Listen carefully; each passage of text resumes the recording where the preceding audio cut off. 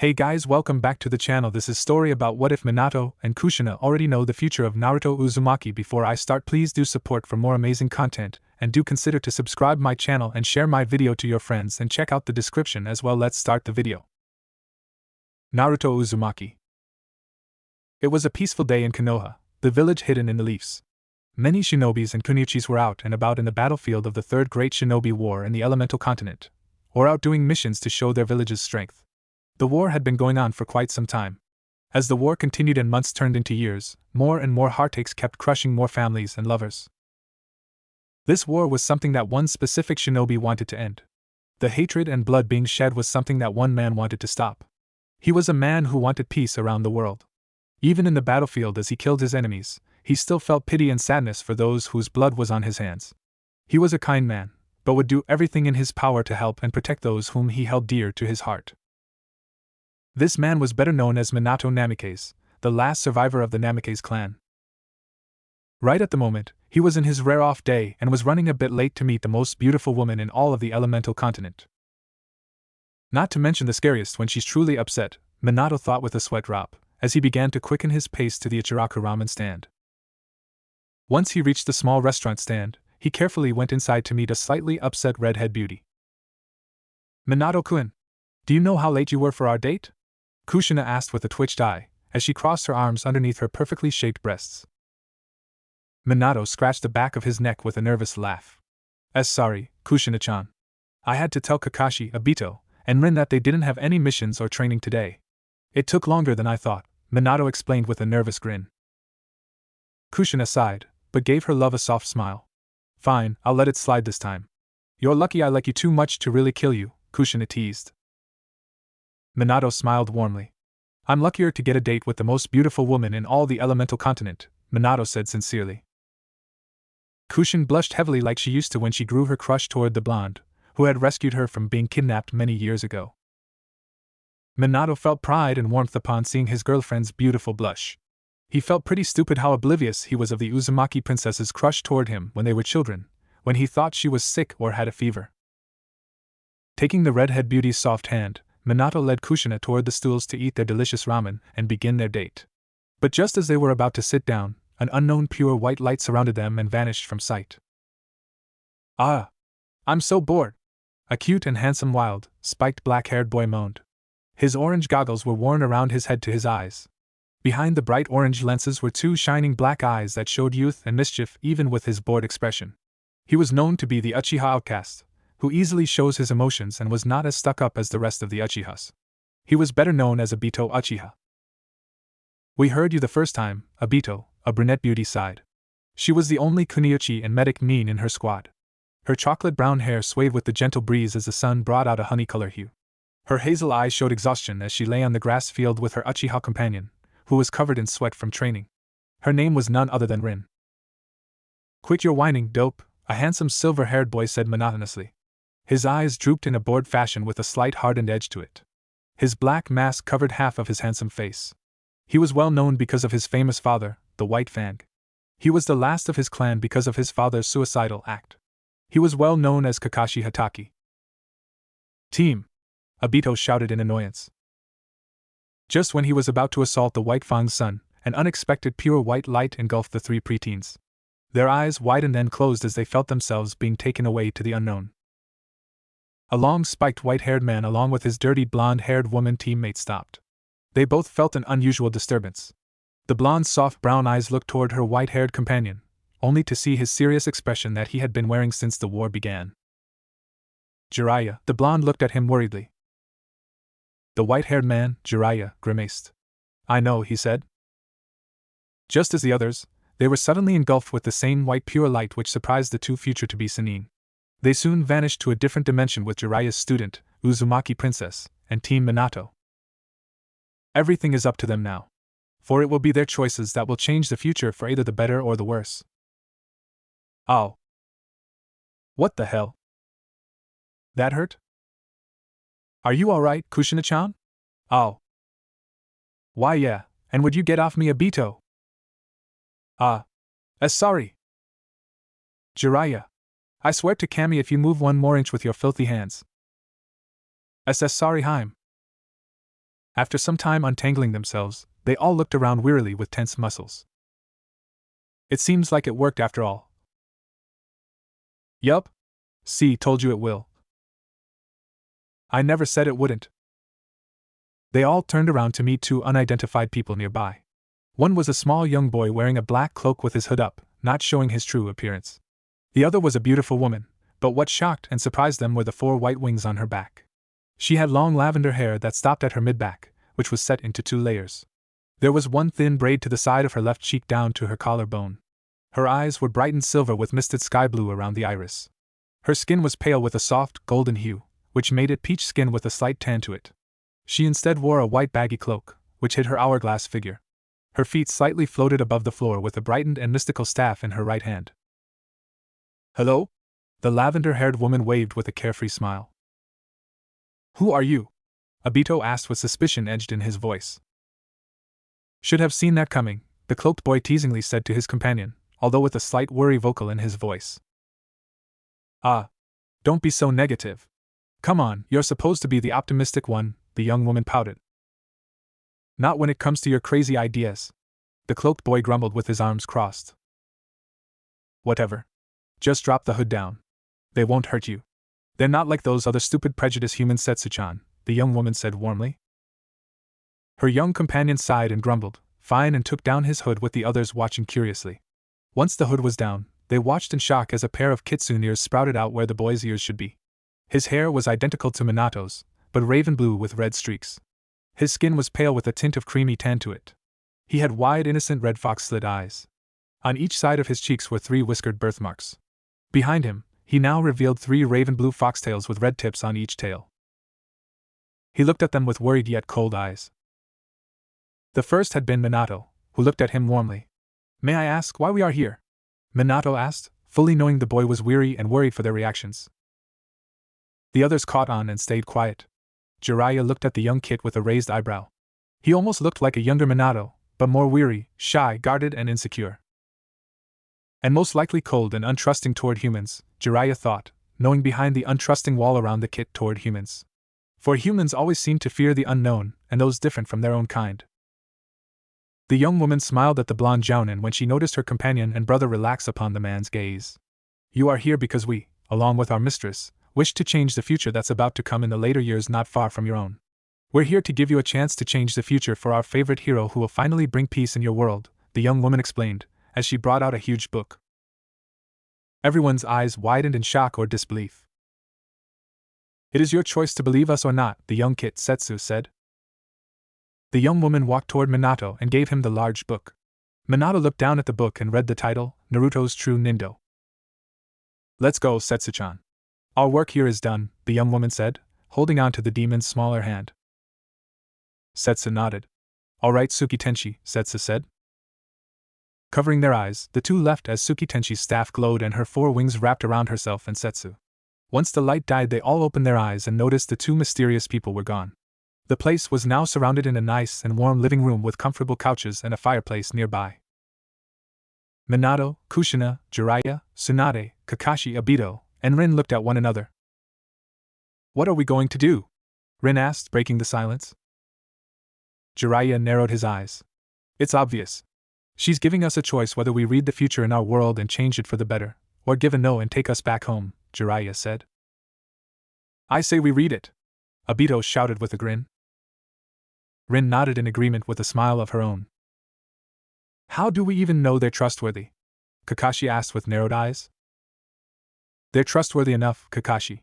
They're not lying, Minato said firmly. Kushina and Tsunade looked at each other then sighed. Then we agree. Who's going to read first? Tsunade asked. I will, Kushina said. Minato gave his girlfriend the book as he, along with his team, Sensei, and Tsunade all sat down on a couch or floor comfortably. Kushina cleared her throat and read, Naruto's True Nindo. It is said that one little, seemingly irreverent event can have enormous consequences. Naruto Uzumaki. Uzumaki? Kakashi raised an eyebrow. I thought you were the last Uzumaki, Kushina-san. I am, Kushina said somberly, yet also confused. Obito whacked Kakashi on the head. You didn't need to point that out, team, Obito said. Kakashi glared at the Uchiha, but didn't comment back. Do you think he can be your child, Kushina-chan? Those two earlier did say this book is about the future, Rin said, looking curiously at Kushina. That's possible, but why would the boy have my last name? I would have thought he would have his father's. Kushina wondered with a confused expression. Everyone else shook their heads, not knowing how to answer that. I wonder who the father is. Minato wondered worriedly. Jiraiya, who immediately noticed his student's worried expression, brought his hand on the blonde's shoulder and squeezed reassuringly. The blonde Jounin gave his sensei a small smile of thanks. Was about to learn this lesson, and he had no idea what effects this would have on his future. Kushina looked worried about this, but kept reading as she wanted to know more about her future son, as she was definitely sure he was. Young Naruto had just failed the Genin exam for the second time. Kakashi snorted. He's a dope like Obito, Kakashi said. Kushina and Obito glared at the last Hatake darkly. What was that? They both shouted with a growl. Kakashi's sweat dropped, but returned the glare. Now calm down, you three. Kakashi, you shouldn't speak that way about the boy and stop disrespecting Obito. Kushina, Obito, that's enough, Tsunade said, giving them her own glare, which settled them down and ceased their glares. He had tried hard but still couldn't pull it off. Kushina, Jiraiya, and Obito could sympathize with the young Uzumaki as they too had trouble passing the academy themselves. He saw the sad look in Iruka-sensei's eyes when he had to tell Naruto that he had failed, but he could not, and would not make an exception for the 11-year-old. Naruto was now sitting on the head of the fourth Hokage. Jiraiya raised an eyebrow. Fourth Hokage? Looks like Sensei finally found his successor to be the next Hokage, Jiraiya mused. Tsunade nodded. I hope it's not me, Tsunade said. Minato perked up and wondered who the future Hokage could be. I hope it's me, Minato thought desperately. Looking over the village. He was very sad but tried to look at the bright side. Kushina softly smiled, but then frowned. Where am I? Kushina wondered worriedly.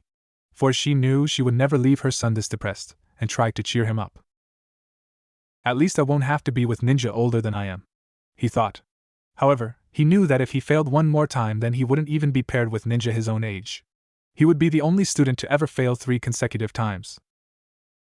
Kakashi snorted, but quieted down when Rin whacked him on the head and frowned in disapproval toward her crush. Obito snickered at his rival's expense. Most had dropped out of the academy after failing the second time, but Naruto refused to give up. He really is your son, Kushina, Tsunade said with a soft smile toward Kushina. Kushina beamed at her, as she felt pride toward her son. He stood up and yelled to the village, even if no one could hear him, I will not give up, and I will never surrender. I am Naruto Uzumaki and I will be the Hokage someday, he yelled. This made Kushina smile, and for some reason, Minato felt pride and happiness toward the boy. This boy sure is something, Jiraiya smirked. He reminds me of you when you were younger, Tsunade said with a smile. Yeah. Go Naruto. Obito and Rin grinned. Kakashi rolled his eyes toward his childish teammates. Oh really? Said a voice behind Naruto. Naruto turned around and saw a man completely wrapped in a black cloak that hid every feature about him. What's with mysterious people wearing cloaks? Obito grumbled. Rin rolled her eyes and sighed. Who are you? Yelled Naruto fearfully, afraid that this man would hurt him. He better not, Kushina narrowed her eyes. So you want to be Hokage, do you? Asked the man, completely ignoring the question. What's it to you? Yelled Naruto. He was sick and tired of others putting down his dream.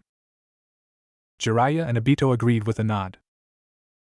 Minato also agreed with Kushina's son as he thought about both of Uchiha's and Hyuga's heirs, who always said he will never become Hokage. I just want to know why you would want to be the Hokage. Few have that as their dream and I find it intriguing that one so young would have a dream so big, the man said. Well, if you must know, Naruto said while puffing out his chest and trying to look confident. I want to be Hokage so that everyone in this village will stop treating me like I'm a nobody and finally give me respect. I don't think that is the right answer, Minato said with a frown. Jiraiya nodded his head in agreement. But why would Naruto-chan want to gain some attention though? I mean, I'm there, right? Kushina asked, worriedly. Everyone too looked down at the book with worried eyes. They too are wondering where Kushina was. The man simply looked at Naruto for a while, saying nothing. That's stupid, he said. What do you know? I will be Hokage no matter how much you laugh and tell me that is impossible, Naruto yelled. Everyone, sans Kushina, sweat dropped. It seems he will gain Kushina's temper, Jiraiya said, with a nervous chuckle. And what do you mean by that? Kushina said sweetly, with a heated aura around her. Jiraiya began to sweat nervously. Nothing at all, Kushina-chan, Jiraiya said quickly, feeling Kushina's boiling killing intent. Good. Kushina smiled and went back to reading. Now I never said that you wouldn't be the Hokage, I simply meant that your reason for being the Hokage was stupid, the man said. He's right. Being the Hokage is much more than getting the village's attention. Their job is to protect the village they love more than just the power they possess, or in Naruto's case, to gain their attention, Minato said. Huh? The confused Naruto said. Why do you care what others think about you? Don't you have anyone who already acknowledges you? The man asked. Naruto thought about it, and the faces of Iruka, the third Hokage, and the people at the ramen stand came to mind. Kushina frowned worriedly. Why am I not mentioned?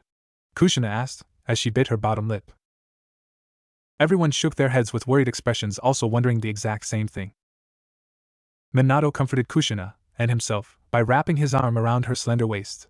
He was worried over the woman he had come to love since her confession. Please don't let anything bad happen to Kushina-heim, Minato prayed. Yeah, I guess I do have some people who acknowledge me, he said. Then that should be enough. I have seen you around the village and see the pranks and very loud personality. You do all that to gain some form of recognition, don't you? The man asked sadly. Everyone was shocked by this.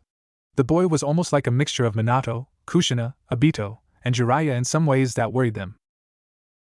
But why? Why would he need attention? Sure, some of his personalities are mine, but why would he use them to gain attention? Aren't I enough to give him what he needs? Kushina asked, as tears slowly ran down her face while Minato tried to comfort her. Obito frowned. He knew the signs in Naruto's personality. Everything was pointing out of him being an outcast of the village, since these traits were almost like his own. For he did do the same thing in the Uchiha residence when he was younger. But why? Obito wondered. Naruto was shocked that this man knew so much about him. Stalker much, Obito snorted. Most of the villagers didn't know, and didn't care to know anything about him. Jiraiya frowned even further. He was having a very bad feeling about all of this. He wasn't even sure if he, or anyone else in the room, would like to know of the villagers' indifference toward Kushina's son. Yeah, well, at least when I do those things then they acknowledge me, he said. That's not going to work, Obito said bitterly, as he thought about his own family that hated him because of his different views. Kakashi and Rin looked questionably at the outcast Uchiha. What's wrong with Obito? Rin thought, concerned. The man looked at Naruto, and even though Naruto couldn't see his face, he could tell that this man had a sad look on his face. Pretty observant of him, Tsunade muttered. Naruto, you shouldn't do things like that to gain their recognition or acknowledgement.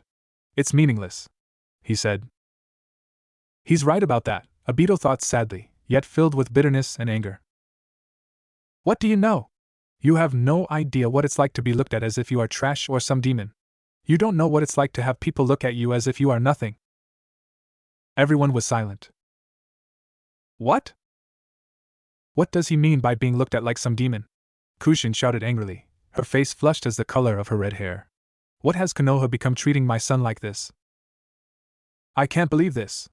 Why would the villagers act like this? He's nothing but a boy. Tsunade growled angrily. Per Naruto, Rin said somberly, but also felt anger toward her village. Kakashi glared down on the floor as he found himself thinking on how most of the villagers treated his father. Minato, Jiraiya, and Obito were awfully subdued as they looked on in horror upon this treatment, but most of all angry. Why would the village act like this? He couldn't be? No, there's no way, Jiraiya thought, as he felt nervous upon the huge possibility. After calming down for about half an hour, Kushina continued with slight anger in her voice.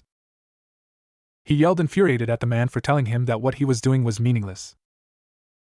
Naruto, the only people whose opinion should matter to you are those who actually care for you and care about you. I have seen the villagers. They don't care about you. This seemed to upset everyone in the room even more. And thus you shouldn't try to gain their approval or respect. You already have the approval of a few people who actually care for you. They should be the ones that motivate your goal and dreams. Tell me, do you even know what being Hokage entails? The man said. I don't think he does, Minato thought with a thoughtful expression. I'm pretty sure that if he does he wouldn't given that same answer if he's truly Kushina-chan's son. Naruto had to stop and think. All he really knew was that the Hokage was the best ninja in the village and that the position was one of great respect. Well, he's at least gotten the basics of it right, Minato muttered. Obito blinked. Do you mean there is more to being Hokage than just that? He asked. Minato nodded. Yes, and I'm pretty sure it's going to explain in a bit, he said. No, not really, Naruto said. You should find out. You may see that it really isn't the job you want. But if it is, then you will be striving for it for the right reasons, the man said. I've gotten the feeling he'll still strive to be Hokage, Jiraiya smirked. Tsunade couldn't help but agree. The man turned to leave, but suddenly turned to the boy. You say that you will never give up and never surrender, and these are admirable traits for a ninja. However, is that your true nindo? Because if it is, then you will want to change it, the man said. Everyone blinked in confusion. Changing his nindo? Wait, isn't the title? Minato's eyes later widened. Is something wrong, Minato? Jiraiya asked. Minato gulped and shook his head. No, everything is fine, sensei, he said. Naruto said. Never giving up and never surrendering are good traits, but is that all you want to be known for? The man asked. I don't think so, Kushina frowned. Naruto looked at the village, deep in thought. What the man said made sense. Why did he care what people who didn't give a crap about him thought of him? You shouldn't, Rin muttered. Kakashi and Obito nodded in agreement. Why should he care about their recognition when he had people who already recognized him and accepted him? That's right, Gaki, Jiraiya grinned. I don't see why he should care about the villagers. From what we read so far, they aren't even worth it, Tsunade grumbled. Obito remained silent, while everyone else gave each other a glance. He knew perfectly well the reason why. He silently sighed and hoped Naruto didn't end up on the same path as he for much longer. He didn't like being known as an idiot or a fool, yet he had believed that even bad recognition was better than none. Obito winced sympathetically, which nobody noticed except Rin.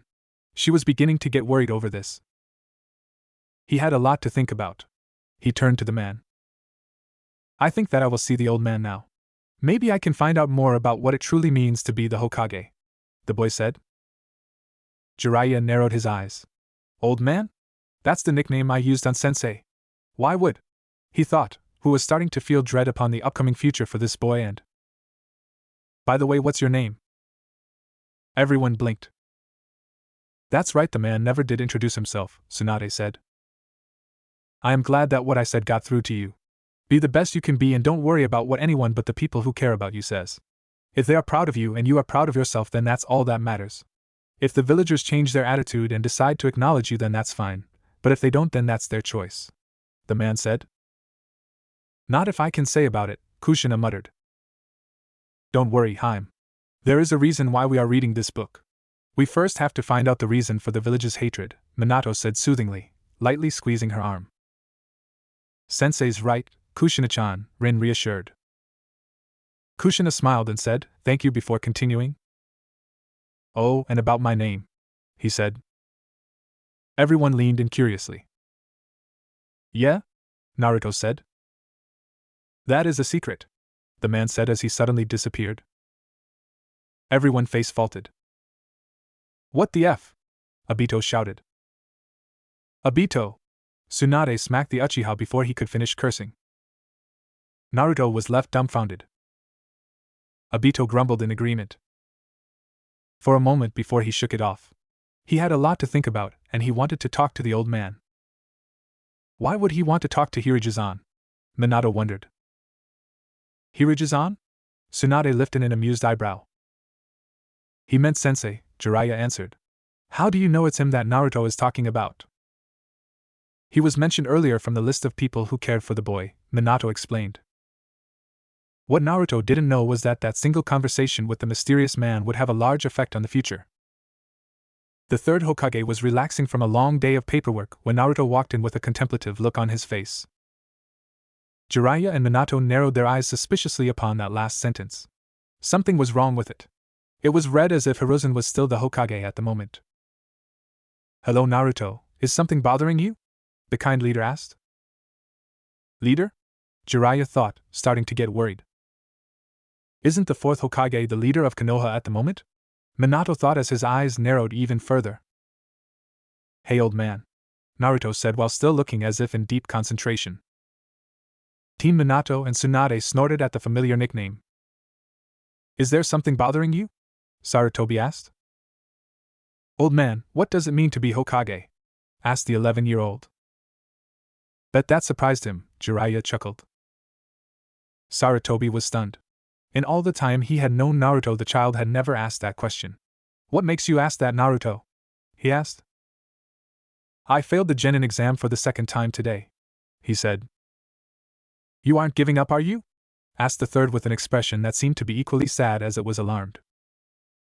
"Remind me to give something nice to him when we get back," Kushina said, happy to see Sarutobi caring for her son. Minato chuckled and nodded. "No, but after I failed I went to be alone and then this man came behind me and started talking to me," Naruto said. "Who was it?" asked the Kurio's leader. "Something we'd all like to know," Obito muttered. Kakashi rolled his eyes upon his teammates' childlike behavior. "I don't know, but the point is he brought to my attention that I don't really know what it means to be the Hokage.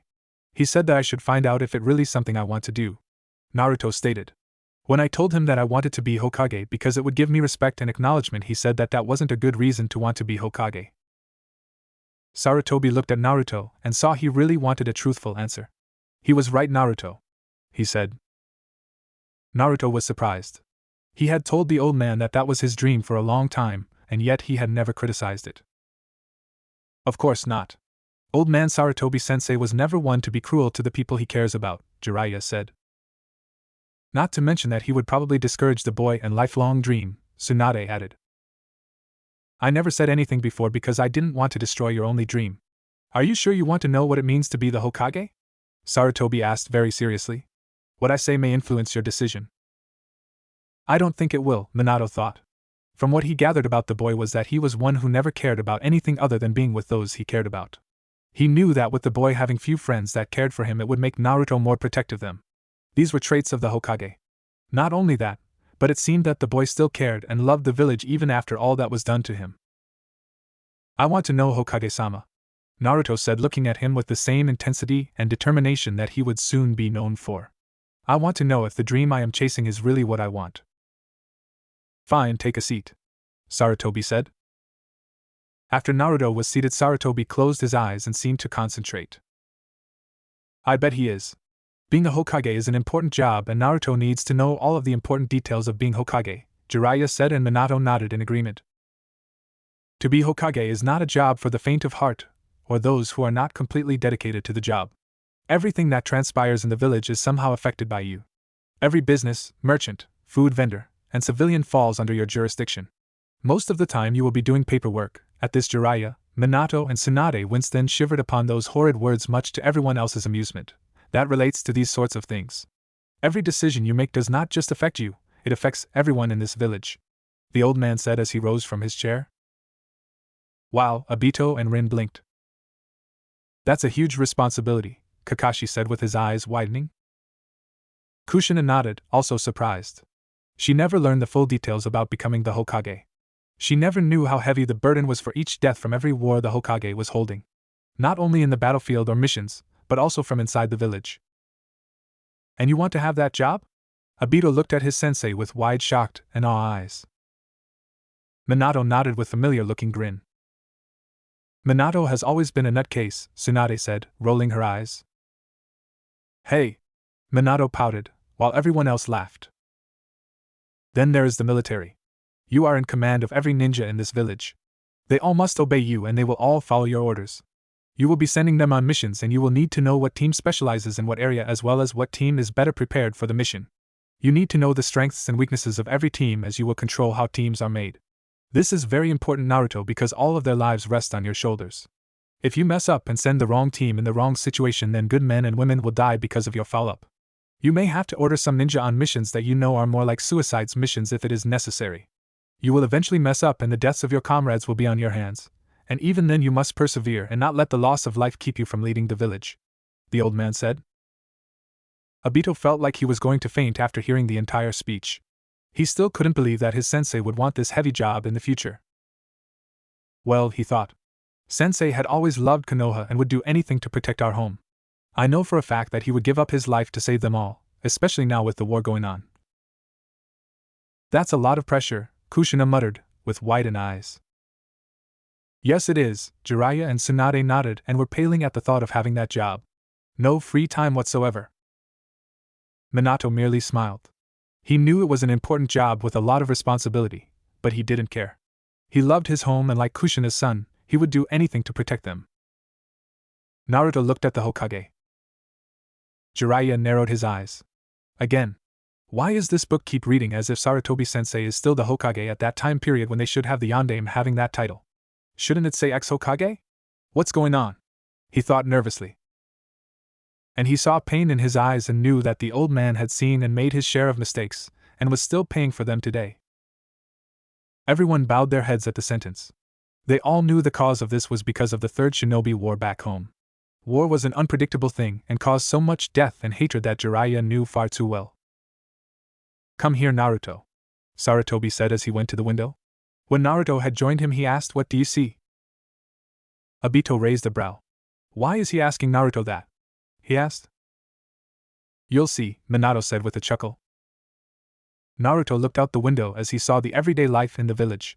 Families were walking around, shops and stores were open, and friends conversing. It sounds much more peaceful than back home, Kushina smiled. Everyone nodded and smiled. Hopefully the war would end soon in their time. I see the village, old man, he said, not quite grasping what he expected him to see. Minato chuckled and smiled with fondness sparkled in his blue eyes. That's right, Naruto, and when you are Hokage, every man, woman, and child is your responsibility. Their lives depend on the decisions that you make. As Hokage, you bear the burden of carrying and protecting every person in this village, even if it means giving up your life. A sudden cold feeling of dread swept through Jiraiya and Kushina. They shivered and couldn't help but feel a slight bit of fear squeezing their hearts. This didn't bode well for them. There very well may come a time when you must make the ultimate sacrifice to protect the village.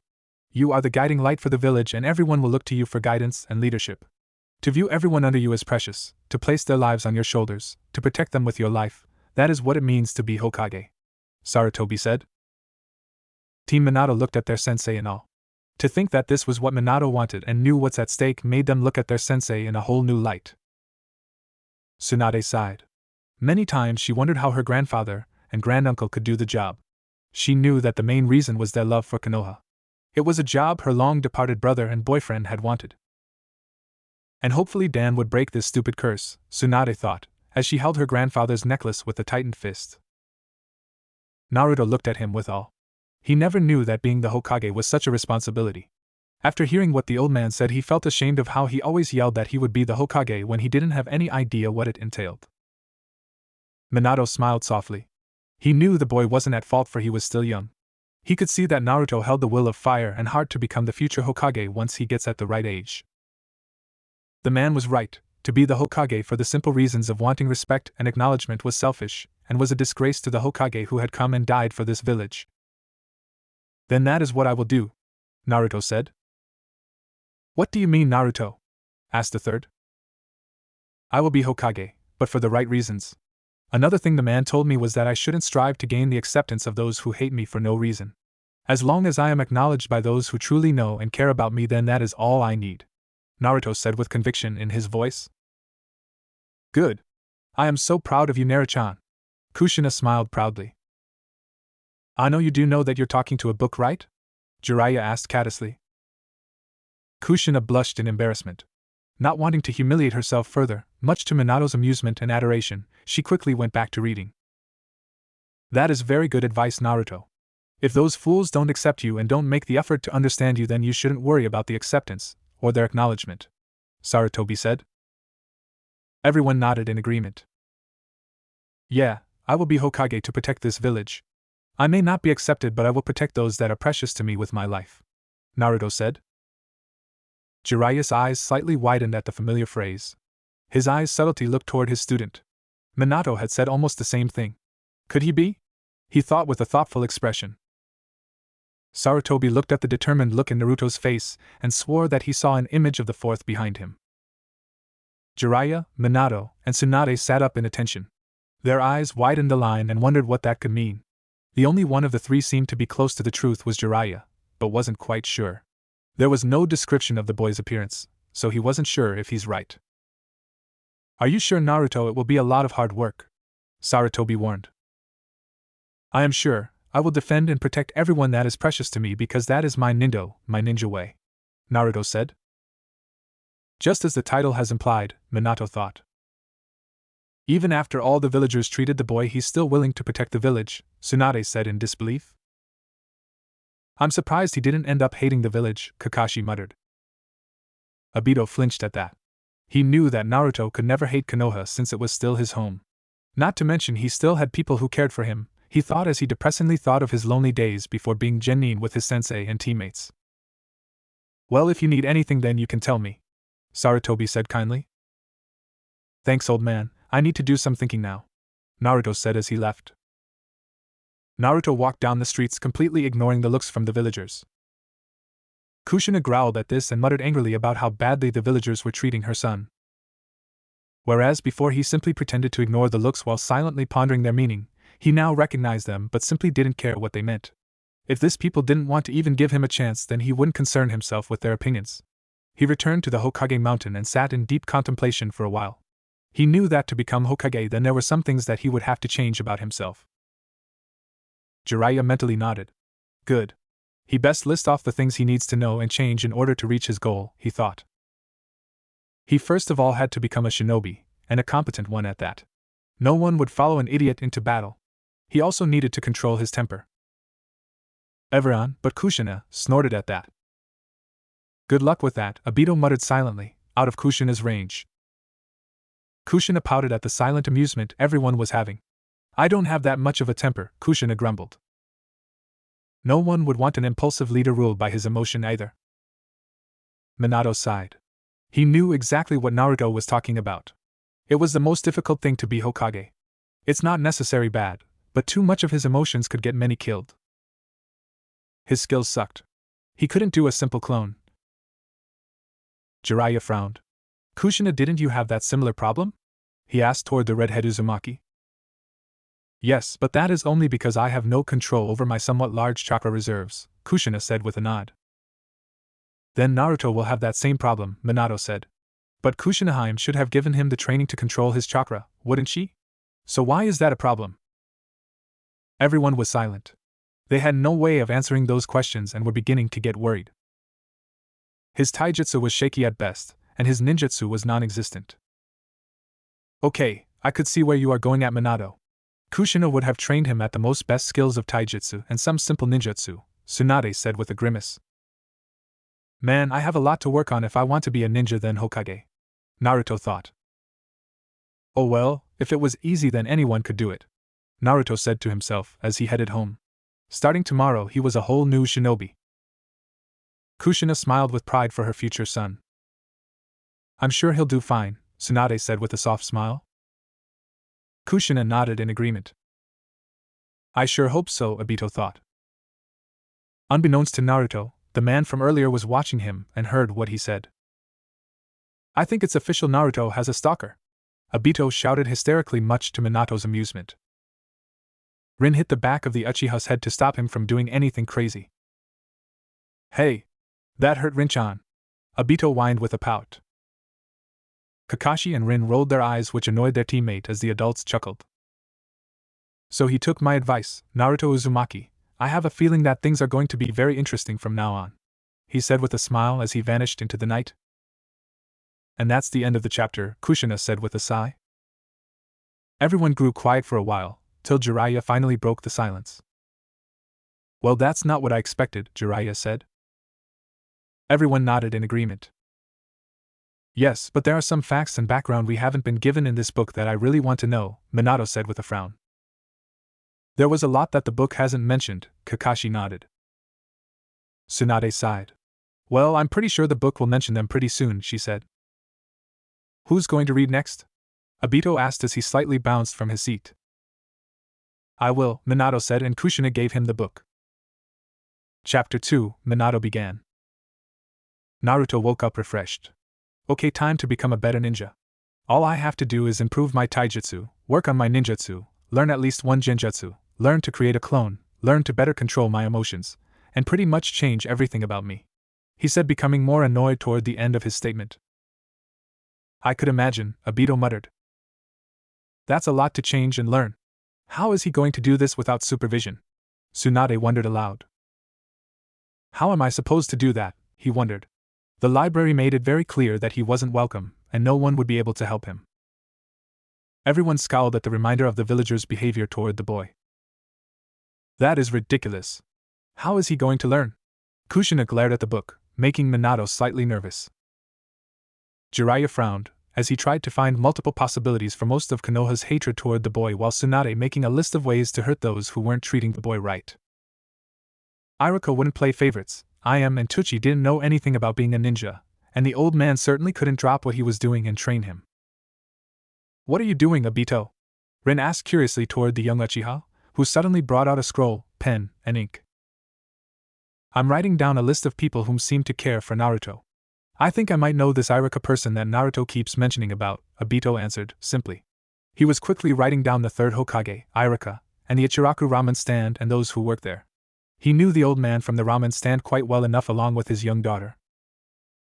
Good idea, Obito, Databane. Kushina grinned. Now that you're all done, Kakashi interrupted with a grumble. Can we continue?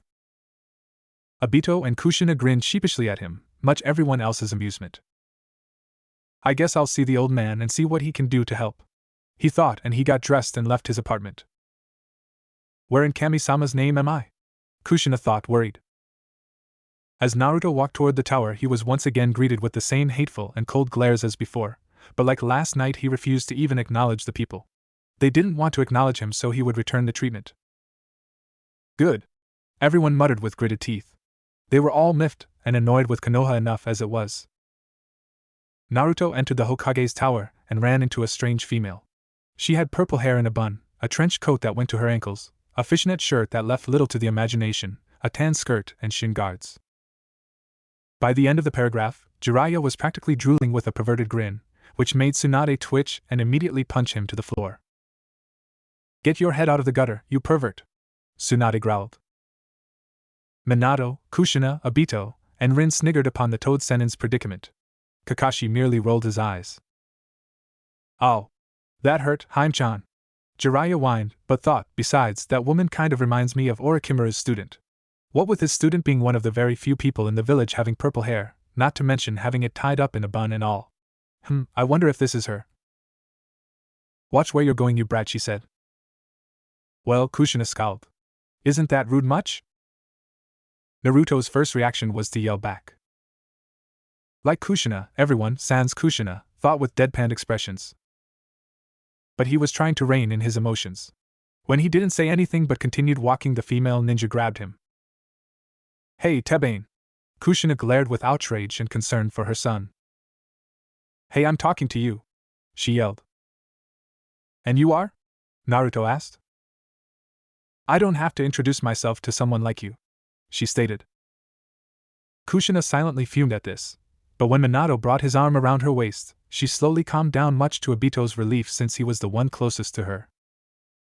Well then, you don't want to talk to me and I don't want to talk to you, so why don't you put me down, and we can both go about our business, lady? Naruto said, trying to keep his temper and failing. And what kind of business could a kid like you possibly have? She asked while neglecting to release him. You don't have to tell me your name? Then I don't have to answer your question, Naruto said smugly. He's not controlling his temper that well, Tsunade commented. No kidding, Jiraiya muttered, amused upon the same personalities the boy and his mother had.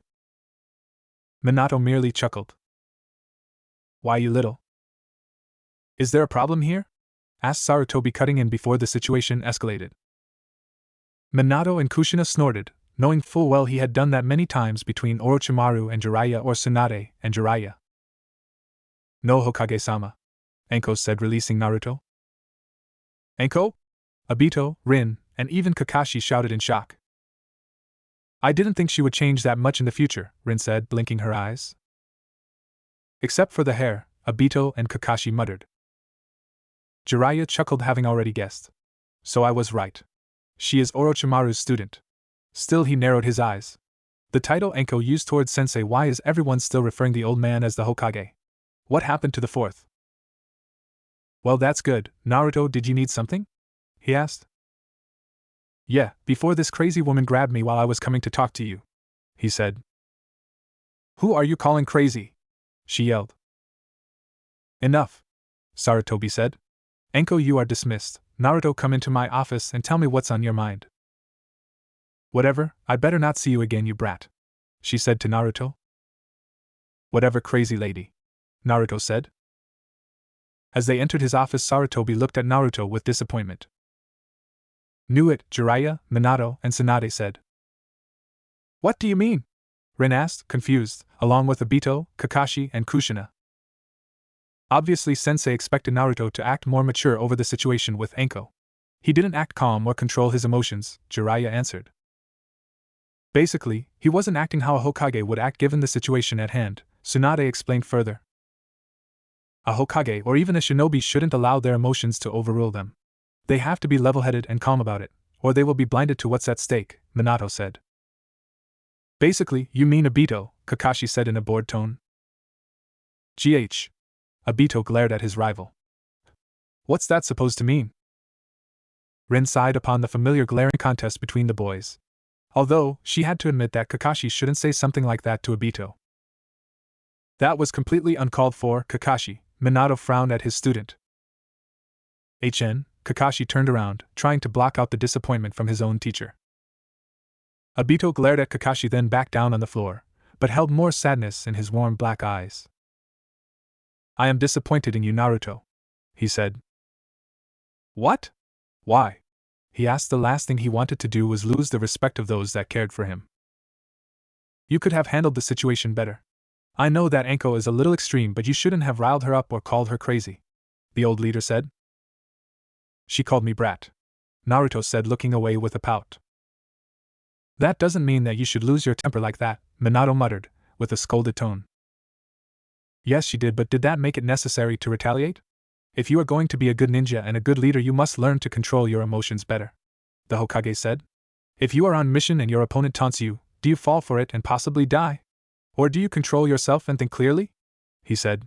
He knew that what he was saying may have seemed harsh, but yesterday Naruto had come wanting to know what it meant to be Hokage. Sarutobi was now going to make sure that he was constantly reminded what was expected of him as a leader. Minato and Jiraiya nodded in agreement, and were glad to see the professor hasn't lost his touch. Naruto sighed.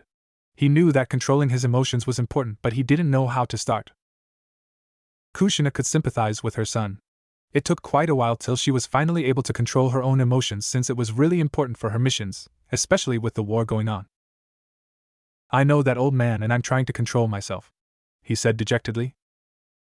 The wise leader's face softened. Take it one day at a time, Naruto. Now what did you want? I want to know if you know how I can better myself. I know all of my weaknesses, but I don't know how to improve on them, he said. That will definitely be difficult to do, Minato admitted. Well, what do you need help with? He asked. My taijutsu sucks, my ninjutsu is very limited, my genjutsu is non-existent, and I suck at written tests. Jiraiya and Obito made faces at the thought of written exams. And I'm hot-headed, Naruto stated. You have thought hard about this, Sarutobi said, surprised.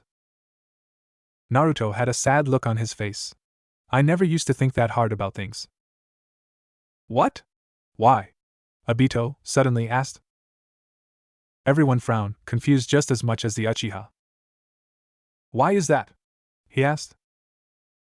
I never used to think hard about anything because, for one, I knew no one would answer any question I had. What, Tabane? Kushina yelled in outrage. How's that even possible? If a child is never answered upon a question they don't understand, how in the world would they be able to understand the situation at hand? let alone the shinobi world. He wouldn't know what he was doing wrong and how he could correct them. Databane. I think that was the point, Tsunade said bitterly.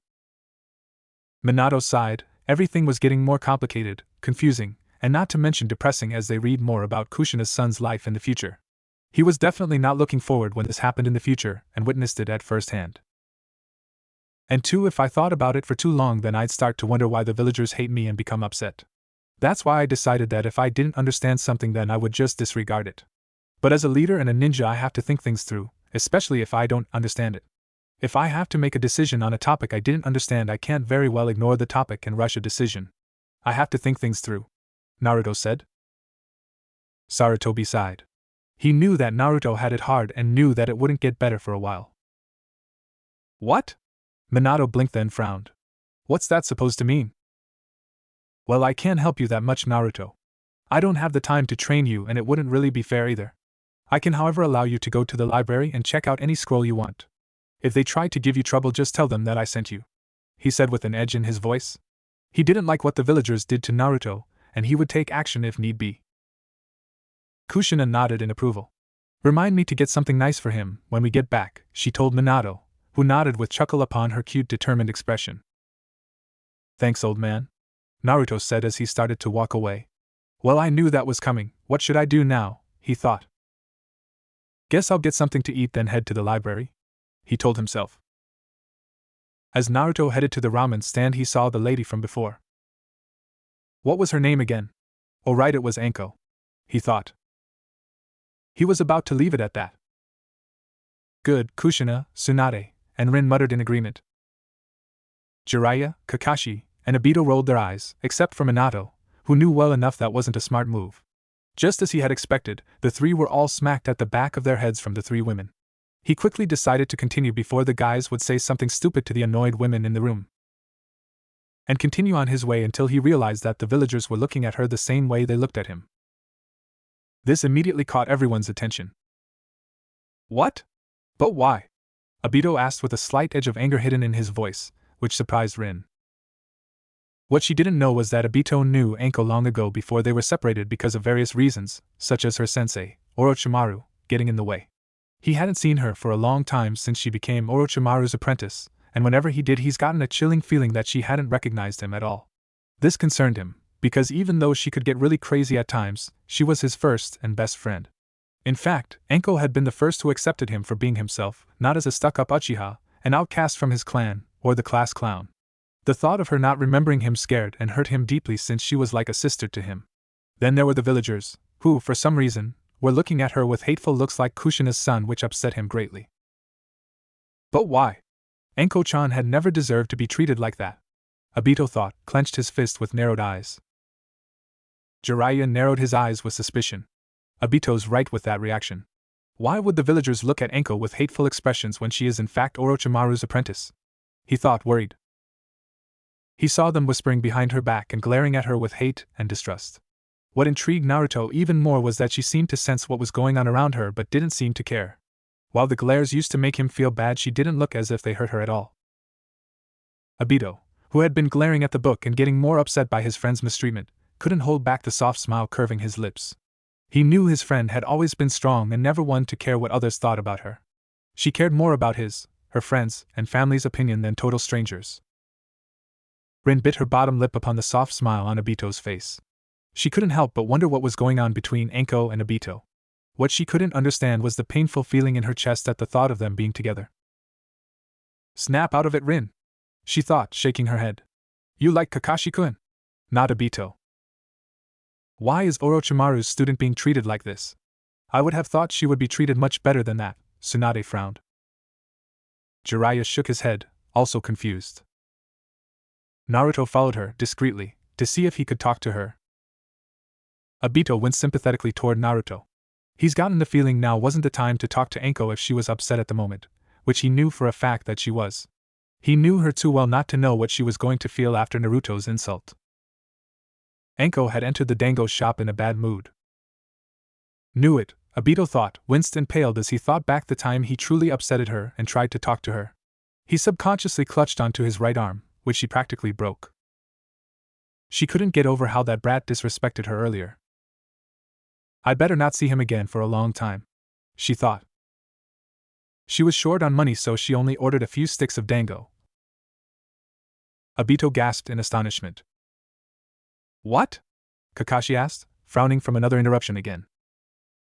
That's not right. She used to never care about something like money if she wished to eat dango.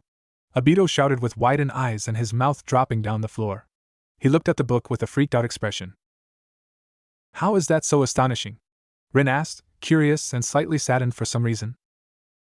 That's like saying Kushina only eating 9 bowls of ramen instead of her usual 15 or so, Obito shouted.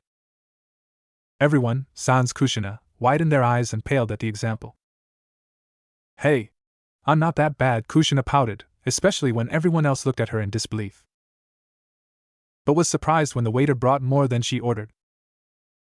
What's going on? I didn't order all of this, and I can't pay for it either, she said. They were paid for by that demmer kid, he said in disgust on his face. Why, that no good little? Kushina growled, then muttered murderously about finding the man's location and beat the crap out of him. What was he going to say before changing it? Kakashi asked, narrowing his eyes. So you spotted it too, Jiraiya sighed, feeling the frustration building up. We can only find out if we keep reading the book, I'm afraid, Minato said with a frown. Enko looked over to see Naruto walking toward her. What do you want, brat? She said, still angry about earlier. I wanted to say that I was sorry, Naruto said. What? Enko asked, confused. I'm sorry about how I acted earlier. I shouldn't have lost my temper and escalated the argument, Naruto said. Kushina softly smiled. She felt proud for her son and of his kindness.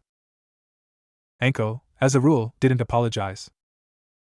Obito rolled his eyes, but held fondness and amusement in his eyes. Rin frowned at this when she quickly noticed this but dismissed it uncomfortably. She thought it would make her look weak. What happened? She was never like that. Sure, she at first wouldn't apologize because of her stubbornness, but in the end she would apologize. She never thought of that as a weakness, Obito thought worriedly. However, she was fair, and if the kid would go out of his way to buy her dango as well as apologize, then she should be woman enough to accept. That's the Enko I know, Obito muttered in relief, smiling softly. Apology accepted, brat, and for what it's worth I guess I'm sorry too. It was my fault anyway, she said. Hey, wait a minute, Obito said suddenly with a frown. How come Naruto gets a quick apology while I end up getting screamed at and beaten up? You're right. That's not fair, Kakashi, surprisingly, said with a glare. Everyone else blinked, especially Obito, and looked at Kakashi with surprised expression. What on Kami's name could you have done to get Enko-chan pissed off? I thought you wouldn't go anywhere near her? Obito asked, raising an eyebrow. Nothing, Kakashi glared at the amused Uchiha. The last Hatake secretly shuddered upon the horrible memory when he made fun of Obito in front of Enko. He wasn't even aware that they even knew each other or what their relationship was to begin with. Naruto smiled. Normally if he were to apologize to someone it was not uncommon for them to brush him aside or completely ignore him as if he wasn't there. Kushina glared at the book at this again. Well, enjoy the dango, it's not as good as ramen, the Uzumaki princess nodded in agreement, which made everyone roll their eyes in amusement at this. But it's still okay. Maybe I'll see you around, he said as he walked away feeling better. Enko looked at him as he left and noticed the way people looked and talked about him. She never thought that there was someone else in the village that was treated the same, if not worse than her. Everyone frowned or glared at this. Why? Enko-chan and Naruto don't deserve this treatment, Obito thought. Why is Orochimaru's apprentice hated in the village? Not only her, but even Naruto. Kushina-chan is practically another hero to the village. Not to mention she is adored by many. This all doesn't make any sense, Jiraiya thought with gritted teeth. Kushina leaned against Minato's warm chest in sadness and frustration for her son. She was confused and worried even though it was only the second chapter of the book. The second chapter, for goodness sake. Minato decided to continue, but what he was about to read next will reveal one of the most horrible truths they were about to discover. She knew about the Kyuubi, but to her the kid was simply the jailer. Everyone grew silent at this. What? Everyone were in shock when they read this. In fact, everyone was numb with mixed feelings flowing through them without control, even the once indifferent Kakashi. They couldn't believe what revealed of the villagers' hatred, most especially Kushina. She was frozen on the spot and felt her heart stopped beating. No. It can't be true. My son, my Naruto-chan, can't possibly have the one thing that I had never wanted any of my future children to gain. Kushina thought, as her body shook in fear, worry and shock. The thought of her precious son experienced the same lifestyle as she had made her want to cry. Her heart clenched painfully, and her throat closed up like her heart was stuck in there. She couldn't breathe. It hurt so much at the thought of how painful and lonely her son would live through in the future. As she wrapped her arms around her, the echoed whispers of her old home village, then a few of the villagers who knew about her, and the QB finally came back full force like nothing before. After all of these years of neglect and finally winning the village's trust, she didn't expect history repeating itself toward her son. Minato, who quickly noticed his love's distress and depression, wrapped his arms around her after giving the book to his shocked sensei. In fact, he too was just as shocked as the rest of the room. It seemed impossible for it to be true. His love was the current QB Jinchuriki for Kami's sake. How was it possible for her son wind up becoming the new and third Jinchuriki for the fox? It didn't make any sense. Team Minato weren't any better. Their faces were pale and numb by the news that's been read aloud. They too knew about their sensei's girlfriend being the current Jinchuriki of the demon fox, but just like their sensei, they couldn't find any reason for the future Uzumaki to become the new Jinchuriki. It didn't seem fair for either the boy or the boy's mother. They could all hear Kushina's heartache cries, which torn at their hearts at the sound of those painful cries from the lips of the once proud and strong Kunoichi. Even Kakashi couldn't bear the sound upon the Princess Uzumaki. It just didn't suit at all. Tsunade leaned against Jiraiya as her once warm brown eyes dulled from the shocked truth. It was a horrible truth that no one in the room expected or even wanted to know. Her chest squeezed painfully for the boy and for Kushina, who was crying painfully in Minato's chest. She could easily see the pain clawing inside the redhead's heart for the pain her son was going to go through. Tsunade had already witnessed firsthand upon some of Konoha's neglect to the girl just because of what she held. Jiraiya wrapped his arm around Tsunade, and for the first time outside of war battles he didn't do or try anything perverted to the dirty blonde-haired beauty.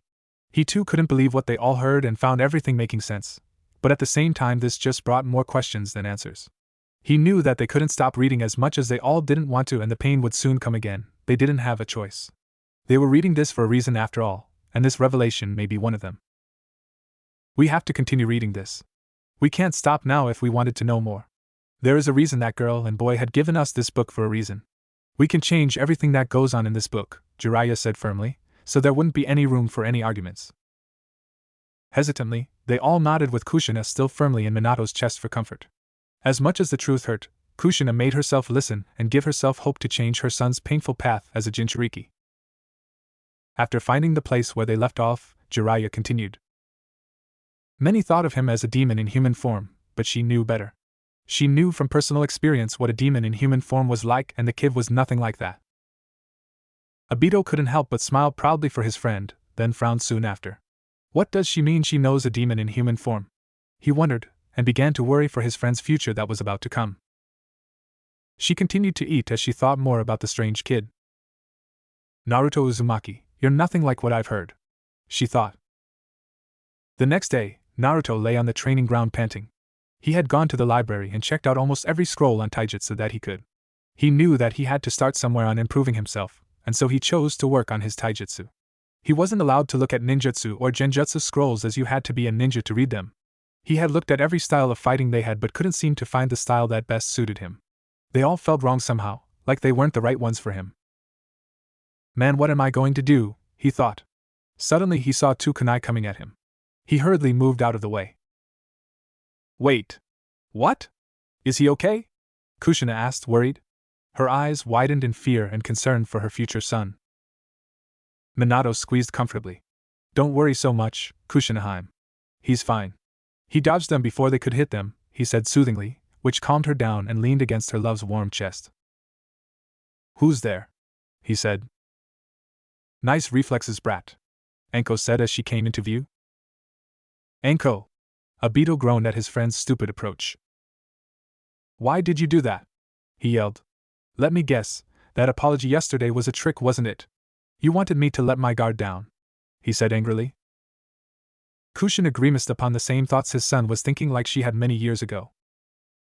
Anko could see the hurt and the anger in his eyes and knew that this wasn't the first time that something like that must have happened to the kid. Everyone grimaced. They did not like the very thought of having a mere child being threatened. Sorry about that. I really did mean what I said, it's just that I wanted to see how fast your reflexes are, she said while scratching the back of her head with a sheepish look on her face. Obito and Kakashi rolled their eyes. Naruto looked at her a long time. So you threw kunai at me? He said. They were blunted. Anyway, you have pretty good reflexes for a brat, she said. You know you still haven't told me what you wanted, Naruto said. Well, I came to see what you were up to. By the looks of it, you have been at it for a while, she said, slightly impressed with how hard he must have worked. Yeah, well, it didn't help that much.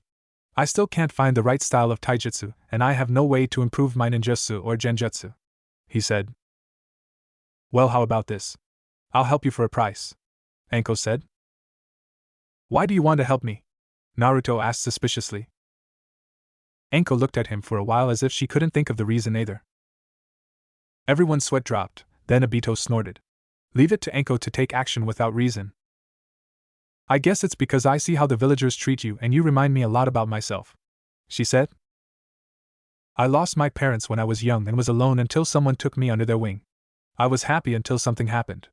Afterwards, no one trusted me except the Hokage.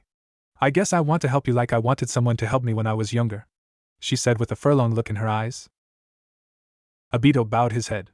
Everything at the beginning was true, but I was there for when that happened. Just like she was there for me when my whole clan and family ignored me into a pit of loneliness. What happened? We made a promise to never forget each other.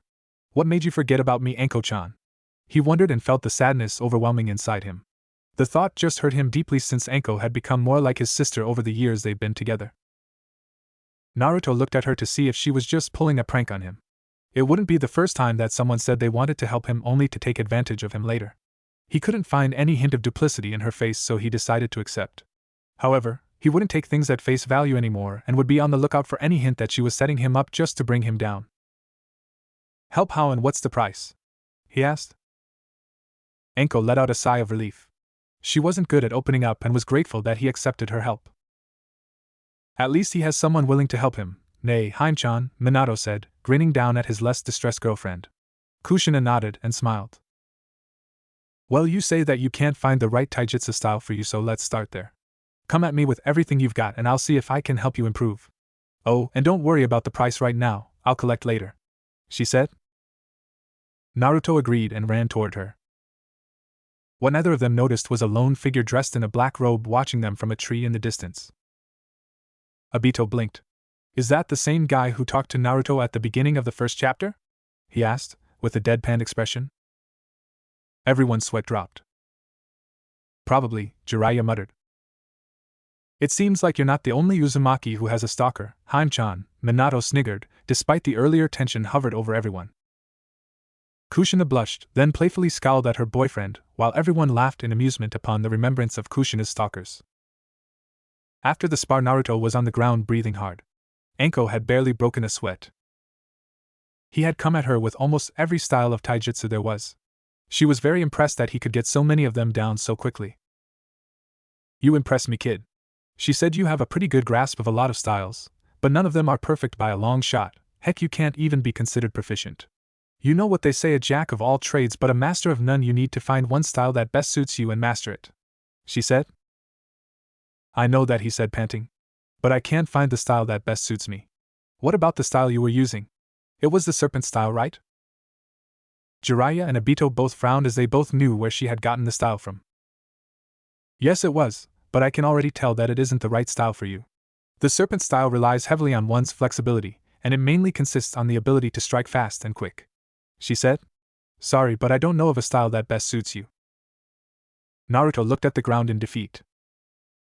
But don't worry about it, she said, trying to improve his mood. You may not have a style that suits you, but we can prepare you for when you find the style that works best for you, Anko said with a smile on her face. Kakashi and Rin looked at the book in shock. She's smiling? Kakashi said in disbelief. Obito rolled his eyes at his rival. No duh, genius. She may be rough and sometimes crazily violent doesn't mean she can't be nice, he said with a bored-like tone. In the inside, he was laughing at the Hataki's expression and also smiling upon the familiar sister-like attitude Anko was giving Naruto. What do you mean? Naruto said suspiciously. He didn't like the look of that smile. Well, for one thing, your stamina needs to improve and your speed and strength need to be worked on as well, she said. I want you to run 10 laps around the training area without stopping, and I want it done in 10 minutes, she said. Obito's sweat dropped as soon as he realized that the smile was her crazy teacher training mode. He shivered with a whimper. Everyone turned to him with confused expression upon the Uchiha's fearful expression. That's crazy, Naruto said. Oh? Maybe you need some motivation, Anko stated. Summoning jutsu, she yelled as a large snake appeared beside her. I would get going, brat. She has a large appetite and hasn't eaten in a while. Everyone, sans the whimpered Uchiha, sweat dropped as soon as they realized what was going on. She's more crazy than Jiraiya with his training methods, Minato muttered, while Kushina was getting worried over her son's safety. Naruto wasted no time in talking and ran as fast as he could away from the snake. A while later, Anko was impressed with Naruto. After the laps, she had him start on push-ups, sit-ups, and had him work on his evasion skills by throwing blunted kunai at him. And while he would complain, he never stopped and never gave anything but his best. There was a determination in him that surprised Anko. Determination, huh? This reminds me too much of Minato when he was being trained by me, Jiraiya thought. What does this all mean? Hey brat, she said. Naruto looked up from where he was resting. Yeah, what? He asked. What's up with you?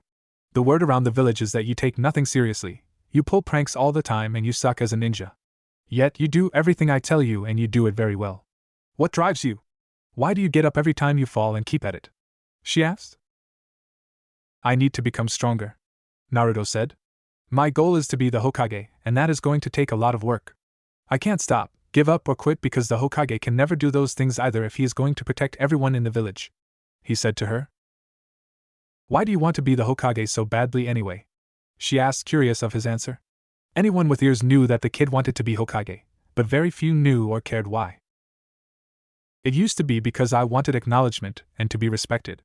However, that has changed. I know now that you can't force people to acknowledge you and you have to earn respect. My purpose to be Hokage now is so that I can protect every precious person I have in this village. I will gladly lay down my life to protect those who care for me, have protected me, and have saved me from complete isolation and loneliness, he said with passion in his eyes. Minato smiled upon those words. They were words worthy of a Hokage. What Naruto said was true, and ironically, they were the same reasons why he wanted to be Hokage as well. He didn't understand why he felt so much pride toward Kushina's son like a father would. It's most likely because he's Kushina's son, Minato thought. When Anko looked at him, she was stunned. She saw not one sign of compromise in what he had just said. She saw no fear of death, no illusions of grandeur. All she saw was a determination and passion that few of her own colleagues possessed. Like two certain people I know, everyone, sans Kushina and Minato, thought. You know, with that attitude you are on the right track, kid, she said with a smirk. No, let's get back to it. I can't you to become Hokage as fast as possibly, so I can tell everyone that I taught the future Hokage, and get all the free dango I want. Naruto, with a sweat drop, simply looked at her. And people say that I'm obsessed with ramen, he thought. You are, along with Anko-chan and Kushina, have the most obsession over their favorite food, Obito muttered. What was that? Kushina growled, glared daringly at the now frightened Uchiha. Nothing, Obito yelped, and cowered behind Rin. And so it went for 6 months. Anko would train Naruto on the weekends as she couldn't just time off to train him. During the week, Naruto would train with scrolls that Anko had given him to learn. He would also read to try and improve his written scores when the academy opened again. Naruto's chakra control had improved. He had learned the henge as well as the karami jutsu. While not a genius, he still hated written work. He was up to speed with what he needed to know going into the 3rd year of the academy. However, there were still some things he needed to improve on. His taijutsu was still shaky. No matter what he did, he couldn't find any style that seemed to fit him. His genjutsu was still horrible, but Anko told him to not worry about it. According to her, his chakra reservoirs were extremely large for someone who wasn't even a genin. She said that genjutsu would be very difficult for him because of this. Of course it would, Kushina grimaced. She had the same exact problem when she became a student herself. It was frustrating, but she started to train over her strengths to make up her weakness over chakra control. Naruto and Anko had grown close over the past 6 months. So much so that Naruto had begun to call her Anko-nizan. While Anko repeatedly told him to stop, it did make her feel good to be looked up to as a sister. Though she would never say it, she thought of him as a little brother. Kushina and Obito smiled at this. They felt happy for them, but Obito couldn't help be somewhat envious of Naruto. Anko was a great sister to have no matter how much the purple-haired girl denied it. He missed Anko dearly since Orochimaru took her away from him. If he were to die before seeing her one last time, that would have been his one regret, and never telling her how much he loved her like his true sister. Currently Naruto is heading home to rest after another training session with Anko. Man, Ne-san is a slave driver, he thought, wincing with every step. The Uchiha chuckled softly, yet sadly. He looked forward to getting back to his apartment, and relaxing with a hot bath. As Naruto entered his apartment, he knew something was off. Training with Anko had heightened his sense of danger, and it was screaming at him that something was wrong. Naruto took out a kunai and scanned the room. The sun was setting, so there were many shadows for an intruder to hide in. He tried to turn the lights, but when he flipped the switch, the lights refused to come on. Everyone tensed. "Alright, I don't know who you are, or what you want, but if you don't come out in the next 5 seconds, then I will find you and you won't be happy," Naruto said. There was no answer, and Naruto was beginning to worry. Which Kushina was also feeling at the moment. Whoever was in his apartment had the foresight to cut the electricity, and now had the element of surprise on their side. He began to back toward the door. If whoever was in the apartment meant him harm, he didn't want his only route of escape to be blocked. He had no illusions about his strength. According to Anko, he was currently about mid-genin in terms of skill. As he backed toward the door, he bumped into a solid body.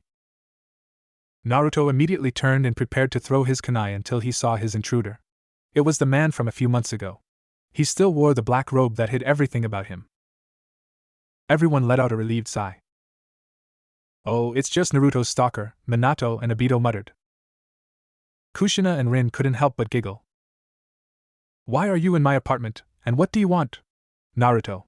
While he tried to appear calm, he was sweating, and his hand was shaking slightly. "Oh, sorry about that," the man said. "I just wanted to talk for a bit." "So why did you cut my electricity and hide in the shadows?" Naruto said. He was calming down, and his fear was turning into anger. Just like Kushina. Never controlling her temper, Jiraiya whispered so that the said Uzumaki wouldn't hear. Tsunade couldn't help but agree. "I wanted to see how much you had improved, and I must say that you impress me." The man replied, "I am very good at stealth, yet you sensed my presence." "Thanks, I guess," Naruto said. If this man wanted to harm him, he had plenty of opportunities, and he had helped Naruto with his dreams, so Naruto decided to trust him, for now. "You're welcome. Now on to business. I have been watching you and must say that you are improving quickly," he said. "Why have you been following me?" Naruto asked a bit suspiciously. "Your skills are all improving except your taijutsu and your genjutsu," the man said, ignoring the question.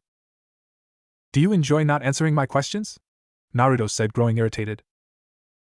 "You can't do much about your genjutsu as your chakra reserves are large, but you can do something about your taijutsu," the man replied, once again ignoring Naruto's question. "He's really annoying," Obito decided. "You're only saying that because he wouldn't answer any of Naruto's questions," Kakashi rolled his eyes. "Like you didn't want know any of those answers either, Kakashi team," Obito grumbled. "And what is that? As you must already know, I have tried all of the styles and none of them suit me," Naruto said.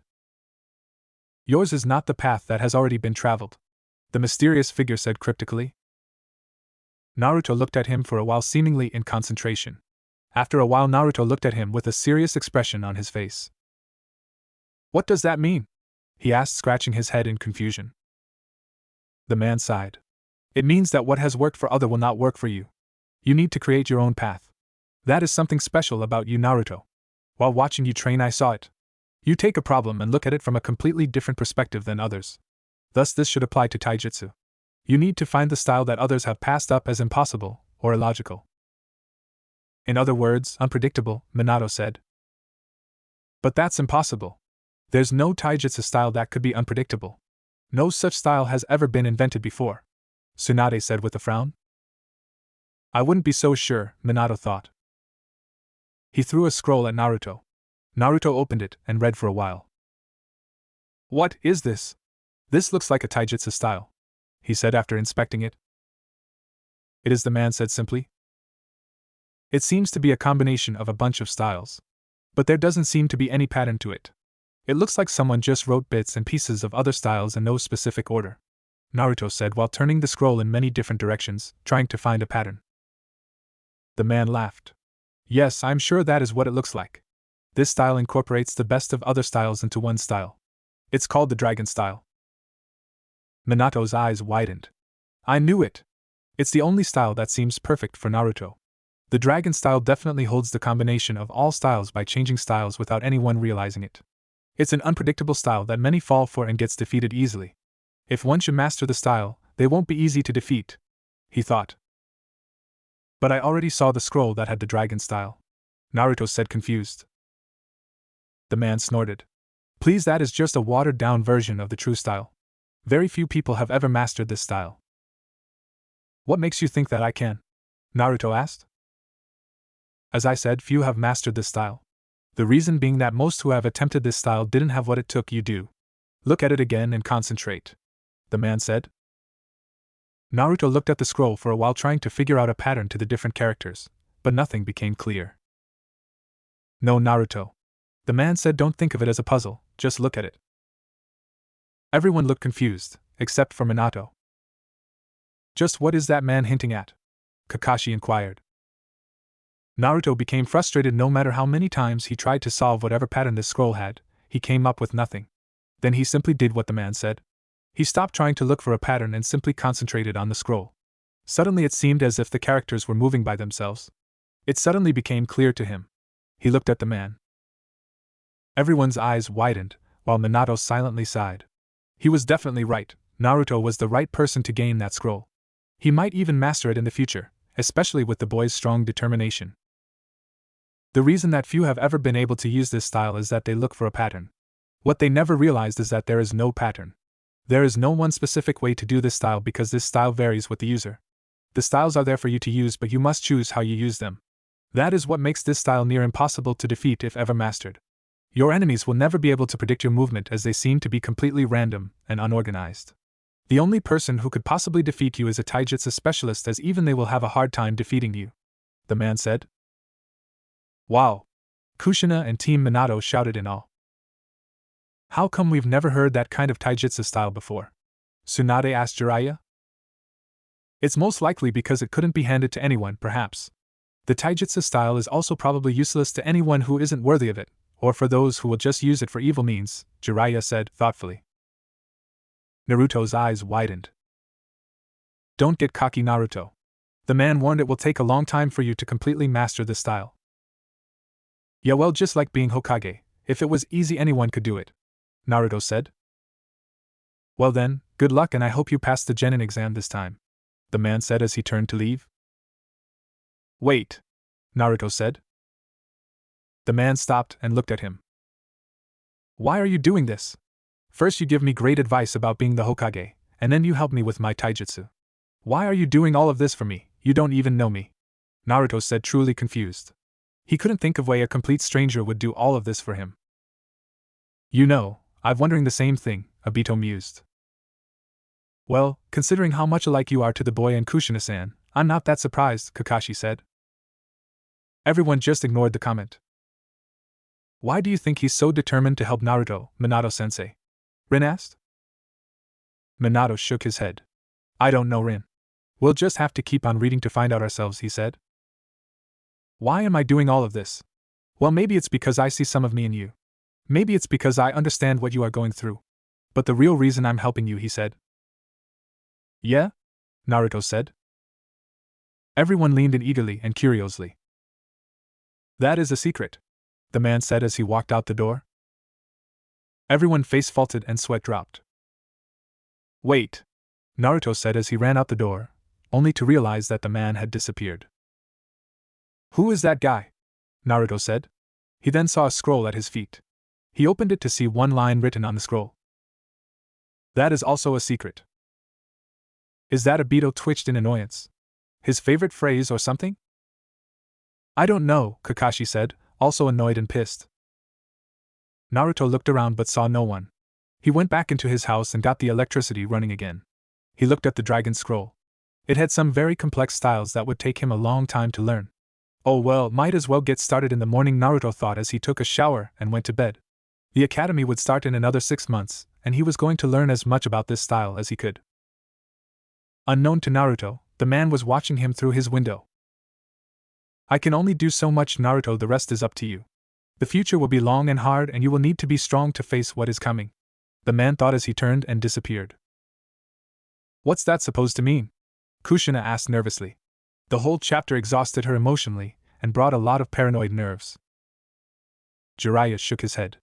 I don't know, but let us hope it isn't bad, he said grimly. Alright, it's been an exhausted day today and we all need the rest, Tsunade said, mostly toward Kushina. She's right, surprisingly, Obito said after a moment of silence. He too was exhausted emotionally from the second chapter, especially when the book told him about his friend's dreadful future.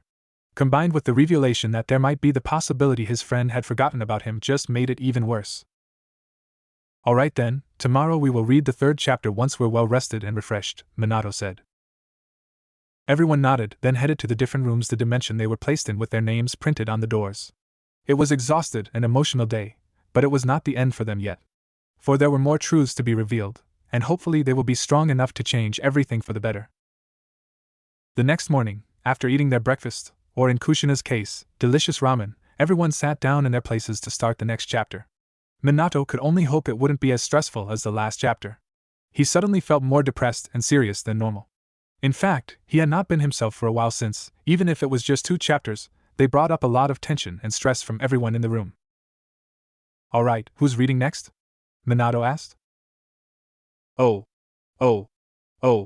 me. Obito shouted repeatedly, as he bounced up and down on the floor. With a chuckle, Minato gave his student the book while Kakashi rolled his eyes.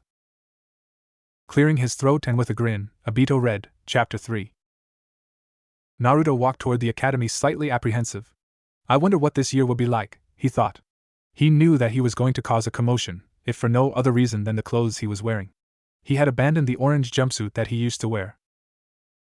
Orange? Tsunade raised a brow. He probably did that to get attention, Obito said softly.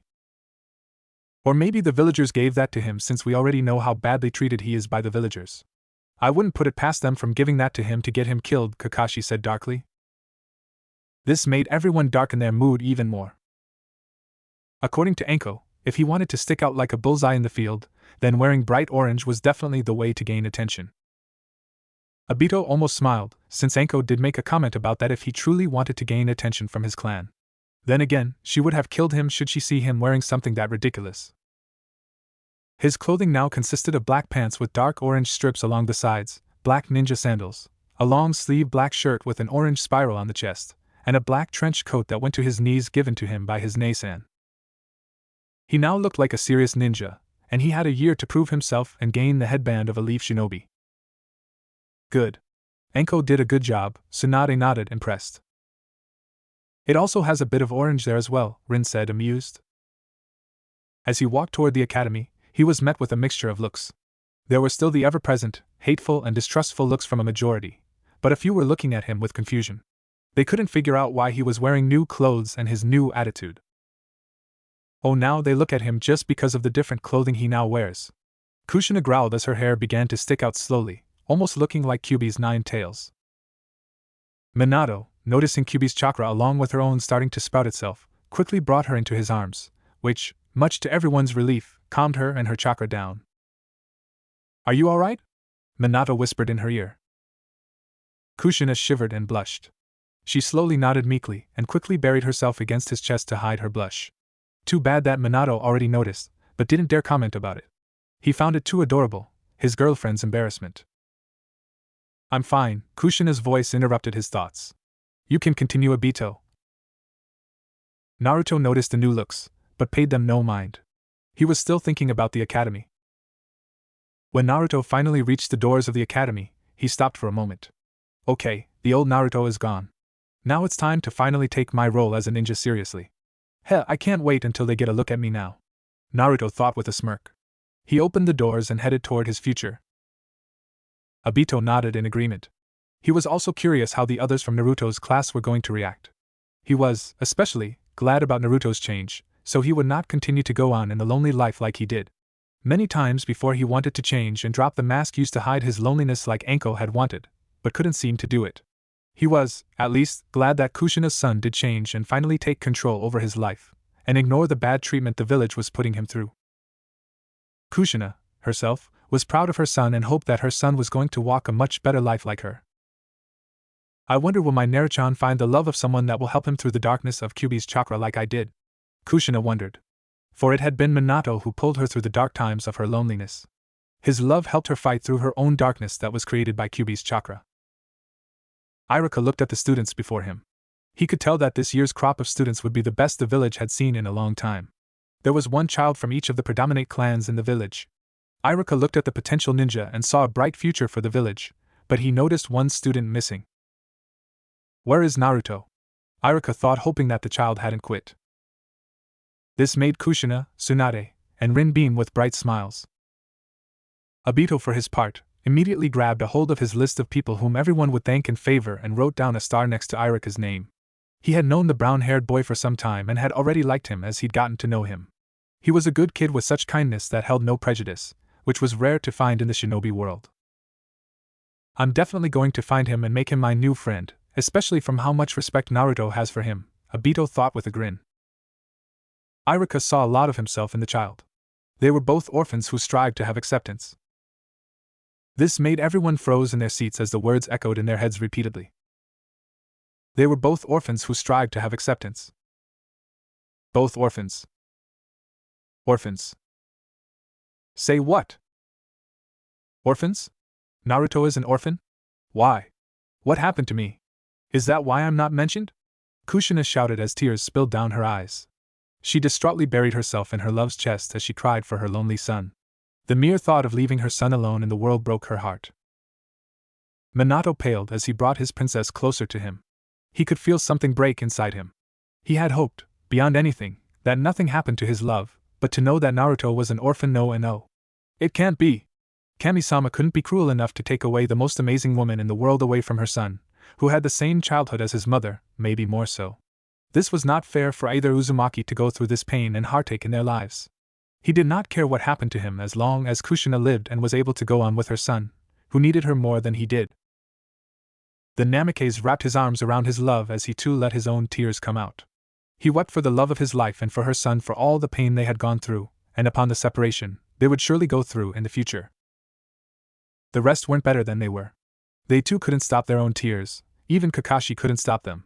They too couldn't help but feel that it wasn't fair for both of the Uzumakis. To go through the same childhood of loneliness and hatred was not right. We've got to continue on. Remember, we're changing this, Kushina. Those two did give us the book to change everything and stop events such as this.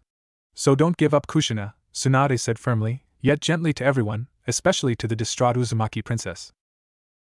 Kushina nodded but stayed firmly against her love's protective arms.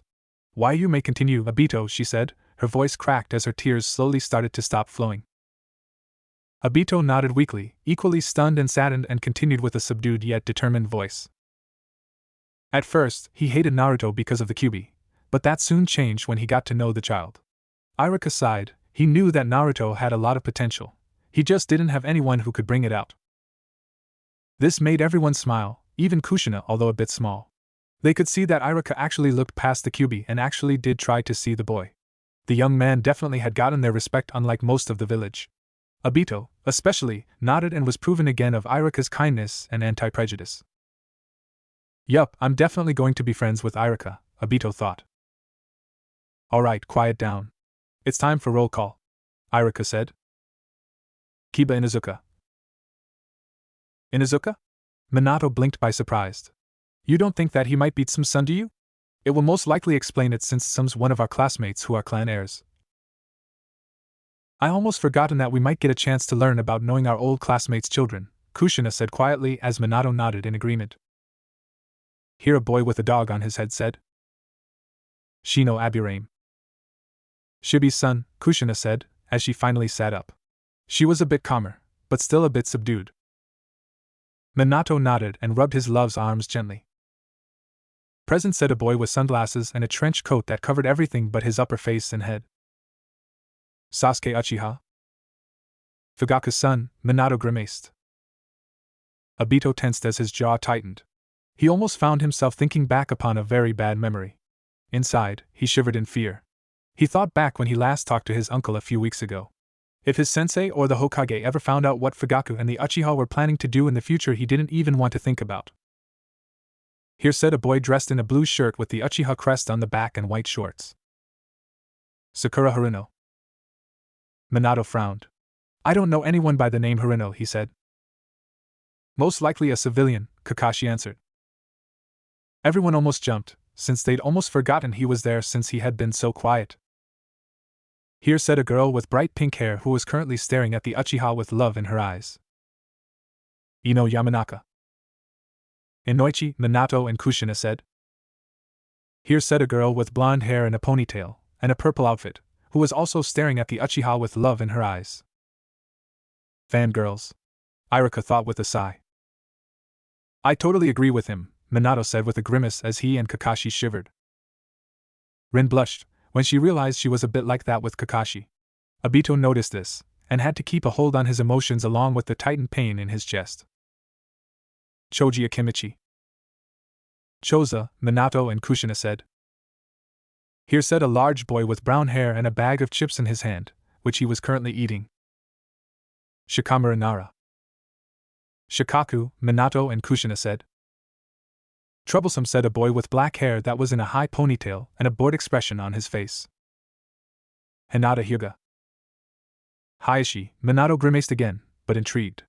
He didn't expect that the Hyuga era was going to gain an heiress. This should be interesting. Here said a girl with blue hair, lavender eyes with no pupils, and who was wearing a beige coat that covered everything to her waist as well as blue pants. She sounds insecure and shy. The exact opposite of Hayashi, Kushina observed. Minato nodded with widened eyes. Naruto Uzumaki Irika called. There was no answer, and the children started to comment. The dope must have dropped out, Sasuke said. What? Why that no good team, Tabane? Kushina growled. Obito slumped, which Rin and Kakashi immediately noticed. They could see the slight, almost unnoticeable, wince and sadness expressed in his normally cheerful black eyes. They both began to wonder what the boy's problem was. Yeah, that's right, he couldn't do anything right anyway, said Ino. Kushina growled like a vixen protecting her kitsune. Iniochi better teach his daughter properly or Kushina is going to go QB on her, Jiraiya muttered towards Tsunade, who nodded in agreement with a sweat drop. This is great, with Naruto gone now I won't have anyone bugging me and Sasuke will be all mine, Sakura thought. Why that no good little? Before Kushina could let out a few colorful words that little kids or teenagers should never hear, Minato quickly covered her mouth. He was lucky enough not to get burned because of Kyuubi's chakra suddenly growing due to Kushina's anger. That Haruno girl better watch it too, Tsunade's sweat dropped. Every one of the students were thinking along the same lines as Sasuke and Ino except one. Kushina merely growled while glaring at the book. Naruto-kun, where are you? I know that you would never give up, Hinata thought. She had had a crush on the young boy since they entered the academy. This immediately grabbed Kushina's attention. She suddenly felt a déjà vu upon that sentence. My son has someone crushing on him, Databane? Kushina asked excitedly. The fact that someone had a crush on her son, who had to live in nothing but loneliness and hatred, brought joy and excitement inside of her. After all, what she'd learned to this point of her son's life worried her. For she remembered what Mito, the first Jinchuriki of Kyuubi, had told her that love was the thing to tame the Kyuubi from its hate. Minato had been one who helped her keep the Kyuubi at bay while her son, so far, didn't have anyone. She hoped beyond anything that this girl would be the one to help save her son from falling too deep into his own darkness within him, and show what love truly is. With this hopeful thought, it brought her out of her depression, even though it was still there. So it seems, Tsunade said, amused. Let's hope he isn't dense like Minato was when Kushina had a crush on him, Rin said slyly with a teasing smile. If he is Kushina's son, let's hope that he doesn't, Jiraiya said with snigger along with Obito. Kakashi merely rolled his eyes, but there was some amusement shining inside of them. Minato blushed and pouted at everyone's teasing. His will to never give up as well as his cheerful personality gave the girl confidence in herself. Suddenly the doors of the classroom opened, and in walked Naruto. Sorry I'm late, Irika-sensei, Naruto said. That's okay, Naruto, just don't let it happen again, Irika said sternly, even though he was relieved that the child had shown up. Oh yes, I'd better make a mental note to treat this Irika especially nice, Kushina thought with a smile. As Iruka continued calling names, Naruto looked for an open seat. He saw one by Sakura and one by Hinata. Kushina crossed her fingers, hoping that Naruto chooses the kind and shy girl instead of the pink-haired girl. While in the past he wouldn't have thought twice before sitting next to his crush Sakura, he had changed from the child he once was. Thank Kami-sama, Jiraiya muttered. He too didn't like the pink-haired girl that much either. He realized that he only talked to Sakura because she would always pay attention to him. Granted, she would hit him every time and call him names, but that didn't matter to him. In his mind, she was one of the most popular students, and she acknowledged him somewhat. That made her the ideal person for him to try and date. However, things had changed. He no longer strived for the attention of those that didn't like him, and Sakura had made it abundantly clear that she didn't like him. So with that in mind, he walked past the seat beside Sakura and headed towards Hinata. Yes. That Sakura girl has no idea the opportunity she just missed, Kushina grinned. She found herself wishing the Hyuga girl good luck. She could see how different she was compared to the rest of the other stuck-up Hyugas. Oh no, Naruto-kun is headed towards me. Is he really going to sit beside me? What am I going to do? Thought the extremely shy girl. She may have liked Naruto for years, but she could never say anything to him. She was so shy that even being around him could cause her to faint, and when she did talk, it was normally in a stutter. Ah! How cute! Kushina cooed. Minato almost snorted. The Hyuga heiress reminded him a bit like Kushina in their younger years when she had a crush on him. He could easily remember Kushina's blushing moments. He had thought she was weird until now, as he now found them endearing and cute. Naruto sat down beside Hinata. Hinata had never been mean to him. When he thought about it, she was probably one of the only people at the academy who didn't call him a failure or look down on him. He really didn't know that much about her except that she was a part of the Hyuga clan and possessed the Byakugan. He had studied up on all of the clans during the break. Obito! Kushina suddenly shouted. This made everyone jump. Why yeah? Obito asked, looking curiously at the Uzumaki princess. Where'd you put the list of people we'll count on in the future? Kushina asked. I have it right here, Obito answered while bringing out the scroll. May I have it for a moment, please? Kushina asked politely. Sure, Obito nodded, confused, and handed the scroll out to Kushina. Everyone watched as she took the scroll and suddenly brought out a brush and ink. Where she had gotten those they wouldn't know, but they continued to watch curiously, as she wrote something down. Minato, who still held her in his arms, chuckled after watching her write down a name on the scroll with a large heart in front of it. Hinata Hyuga. Are you already planning an early matchmaking for your son? Minato whispered with an amused grin. Kushina blushed but just gave him a cheeky grin right back. Maybe, she said slyly. You may continue, Obito. Hey Hinata, you don't mind if I sit here, do you? Naruto asked kindly. He still didn't know what Hinata thought of him, and was hoping that they could become friends. More than friends, hopefully, Kushina muttered.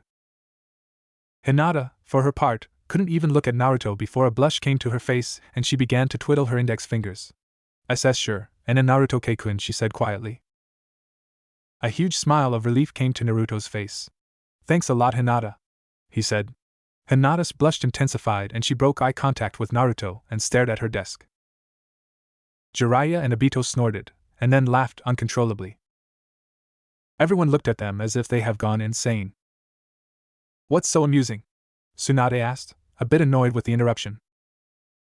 It's just, Obito started then fell back as he laughed uncontrollably again. The boy is as oblivious as Minato. Jiraiya finally blurted out as he and Obito continued to laugh. Everyone blinked until laughter filled the room, except for the pouting and embarrassed Namikaze. Even Kakashi was laughing hysterically upon the truth of Jiraiya's words. That's not funny, Minato whined with an embarrassed blush. After finally calming down, Obito continued where they left off with a few sniggers under his breath. While this was going on, everyone in the class stared at Naruto dumbfounded. Not only had he gotten rid of that horrid jumpsuit, but he completely ignored the seat beside Sakura, and sat beside Hinata. Even Iruka was stunned. Naruto had just passed up a chance to sit beside the girl that everyone knew he had a crush on, only to sit beside the girl that had a crush on him. A good thing too, Rin said, with Kushina and Tsunade nodded in agreement. Well, that's pretty ironic. What's gotten into you, Naruto? Iruka thought. Naruto finally noticed the looks he was receiving, and was confused at it. Why are all of you staring at me? He asked. What's up with you, Naruto? Why are you wearing those cloths? Kiba asked. Yeah, stop trying to look cool like Sasuke-kun, Sakura said. Kushina snorted. Oh please. If he's anything like Fugaku-team, then I'll say that girl's either blind or an idiot, she said. She was no fan of the Uchiha, especially for his hunger for more power. Everyone expected Naruto to act hurt at Sakura's words and try to get a date. Naruto once again surprised them by not responding. Alright, that's enough, Iruka said. He hated how the kids always seemed to pick on Naruto, but he was surprised at how Naruto was controlling himself. Let's go outside, we are going to start with testing how you have improved over the break. After everyone had arrived at the training field, Iruka broke them up between boys and girls. He had them line up and stand in front of the targets. This made everyone sat up in attention. They were curious how skilled the new generation were going to be, especially Naruto. Okay, you will be given 5 kunai and 5 shuriken. I want you to throw them at the targets, Iruka said. The boys went first. Shikamaru simply threw them, not caring where they hit, and went to take a nap under a tree. Choji hit the target with 3 of his kunai and 2 of his shuriken. Shino was able to hit the bullseye with 1 kunai, the others landed close, and hit the target with all of his shuriken. Kiba did the same as Choji, which was expected as either of their respective clan techniques relied heavily on throwing projectiles. Sasuke stepped up, much to the joy of every female except Hinata, and took his position. He threw all of the kunai and shuriken at the same time and hit the bullseye with all 5 of the kunai and 4 of the shuriken. Sasuke-kun is so amazing, every girl thought, once again with the exception of Hinata. Everyone snorted. Yup, it seems that most of the clan heirs definitely have their parents' talents and personality, Kushina commented dryly. Minato chuckled. Obito rolled his eyes upon the fangirl's thoughts. Good job, Sasuke, a near perfect score.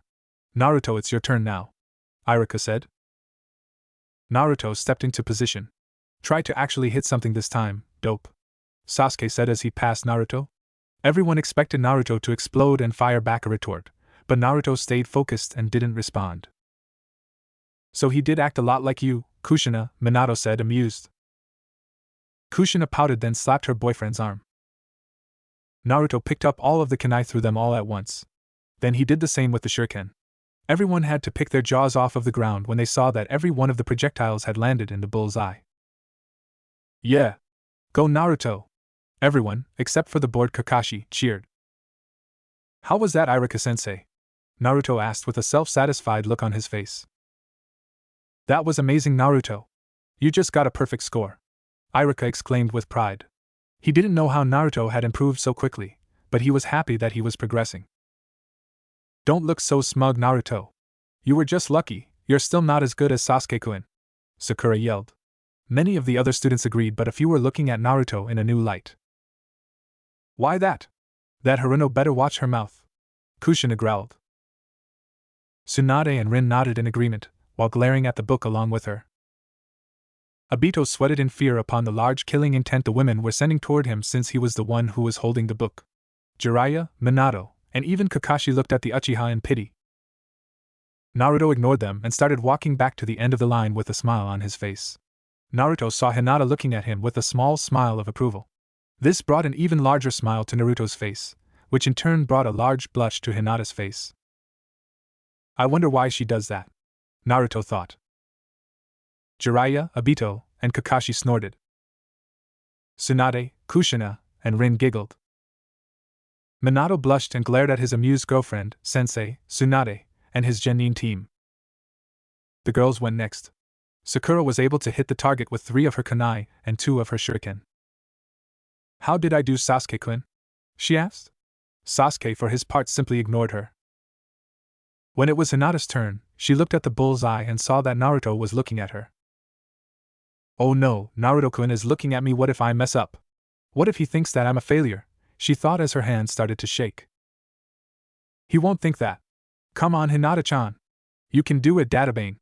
Kushina cheered along with Obito and Rin. Kakashi merely rolled his eyes. Naruto noticed that Hinata was shaking slightly. He walked up to her and grabbed her hand to stop it from shaking. Do your best, Hinata, he said with a small smile. Hinata barely heard his words as she was frozen from the fact that her crush was holding her hand, and was desperately trying not to faint.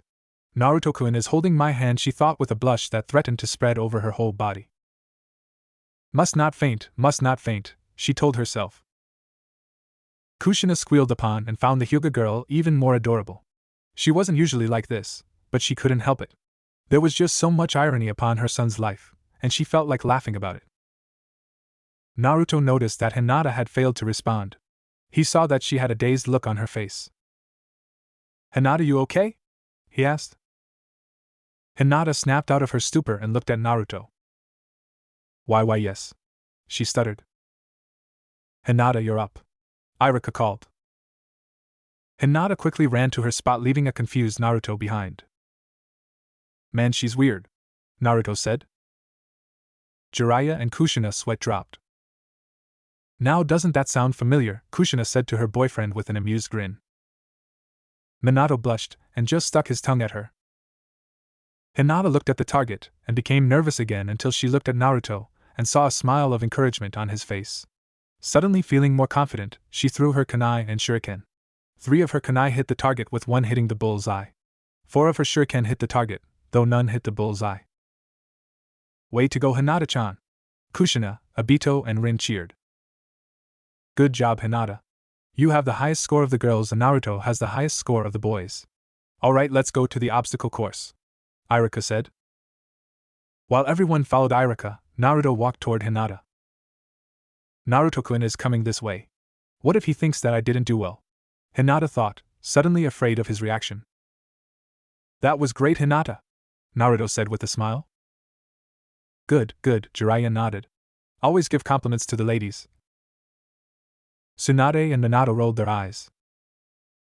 Like he would know how to compliment a woman, Tsunade muttered. Hinata blushed and started to twiddle her fingers. TT, thank you, and Naruto-kun. I think that you did great as well, she said. Naruto was stunned for a second. Other than a few people, no one usually complimented him. Hinata was the first person in his age group who had actually given him a compliment, and it made him happy. Everyone smiled, although a bit sadly at the reminder of the boy's neglected life. Thanks, Hinata. Come on, we have to get to the obstacle course, Naruto said with a small but genuine smile on his face. He then grabbed her hand. The close contact, however, caused Hinata to faint. Everyone found themselves amused by this. I bet Naruto is going to be clueless about this, Jiraiya said with a snort. Oh? And why is that?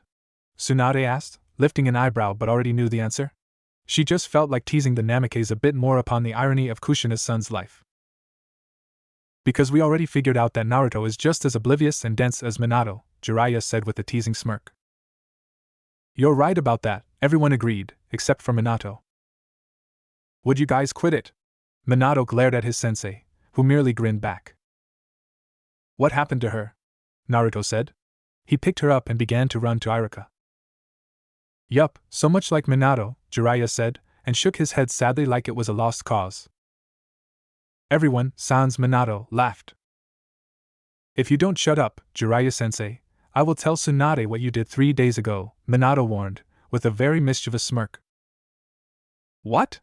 Tsunade shouted and turned to the fearful and pale-toed sage. What did Minato mean by that, Jiraiya? Nothing, Jiraiya squeaked out. Obito, keep reading.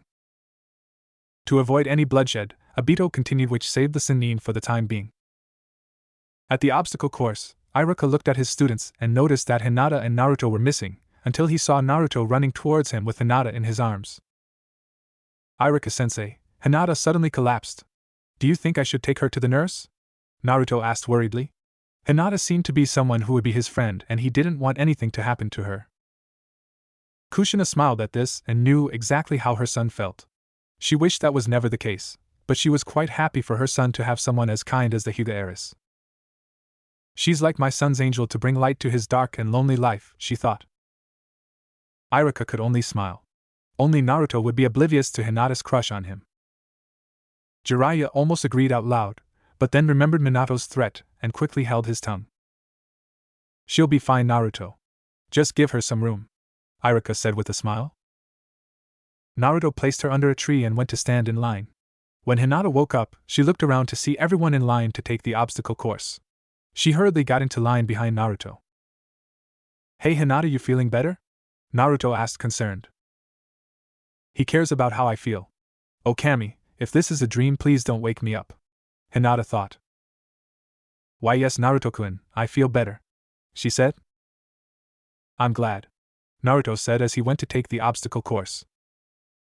Everyone sat up and leaned forward. They wanted to see how much the boy improved. You can do it Naruto-chan, Tebane! Kushina cheered silently. Naruto-kun, do your best, Hinata said with a blush. Naruto looked at her, and once again felt happy that someone in his class actually believed in him. Kushina, Tsunade, and Rin smiled. I will Hinata, he said kindly. After the obstacle course, the students went outside to have lunch while the teachers evaluated their scores. Naruto looked around for a place to sit when he saw Hinata sitting all by herself. Hinata has been the only person to be nice to me today. I wonder why, Naruto thought. He wasn't used to being accepted and acknowledged, especially from his peers, so he was interested in why Hinata was so nice toward him when everyone else treated him with indifference or scorn. Kushina smiled then scowled at the last part about how her son's classmates treated him during his academy years.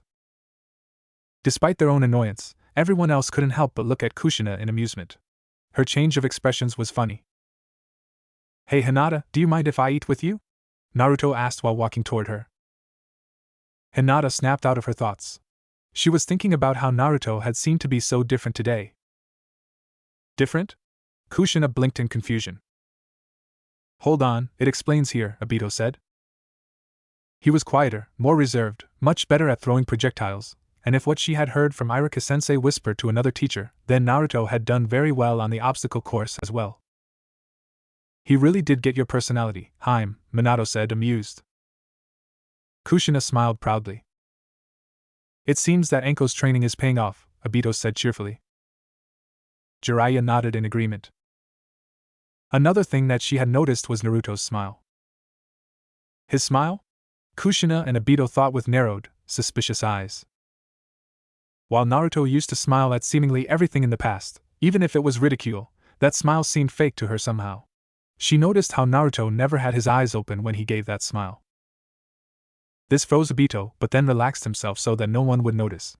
Unfortunately, Rin and Kakashi noticed. Rin looked at her teammate with a worried expression.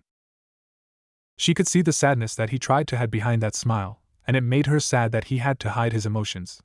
She was also upset at herself for not being able to comfort him when he was sad because of her own insecurities. She's really observant, Tsunade noted. And very kind too, Kushina smiled softly. She didn't blame the girl for not approaching her son earlier given from what she knew so far about the girl. The fact that Hinata was able to push her shyness aside to give some support to her son was enough for her. She simply adored the Hyuga heiress. She would make a perfect wife for my Naruto-chan and a perfect daughter-in-law. The smile that Naruto had now, however, was not as large as his previous smiles, nor did they appear as frequently, but she could see that these smiles were more real. They didn't hide his pain. They expressed his joy and happiness. She much preferred the smiles that he used now. Everyone nodded in agreement.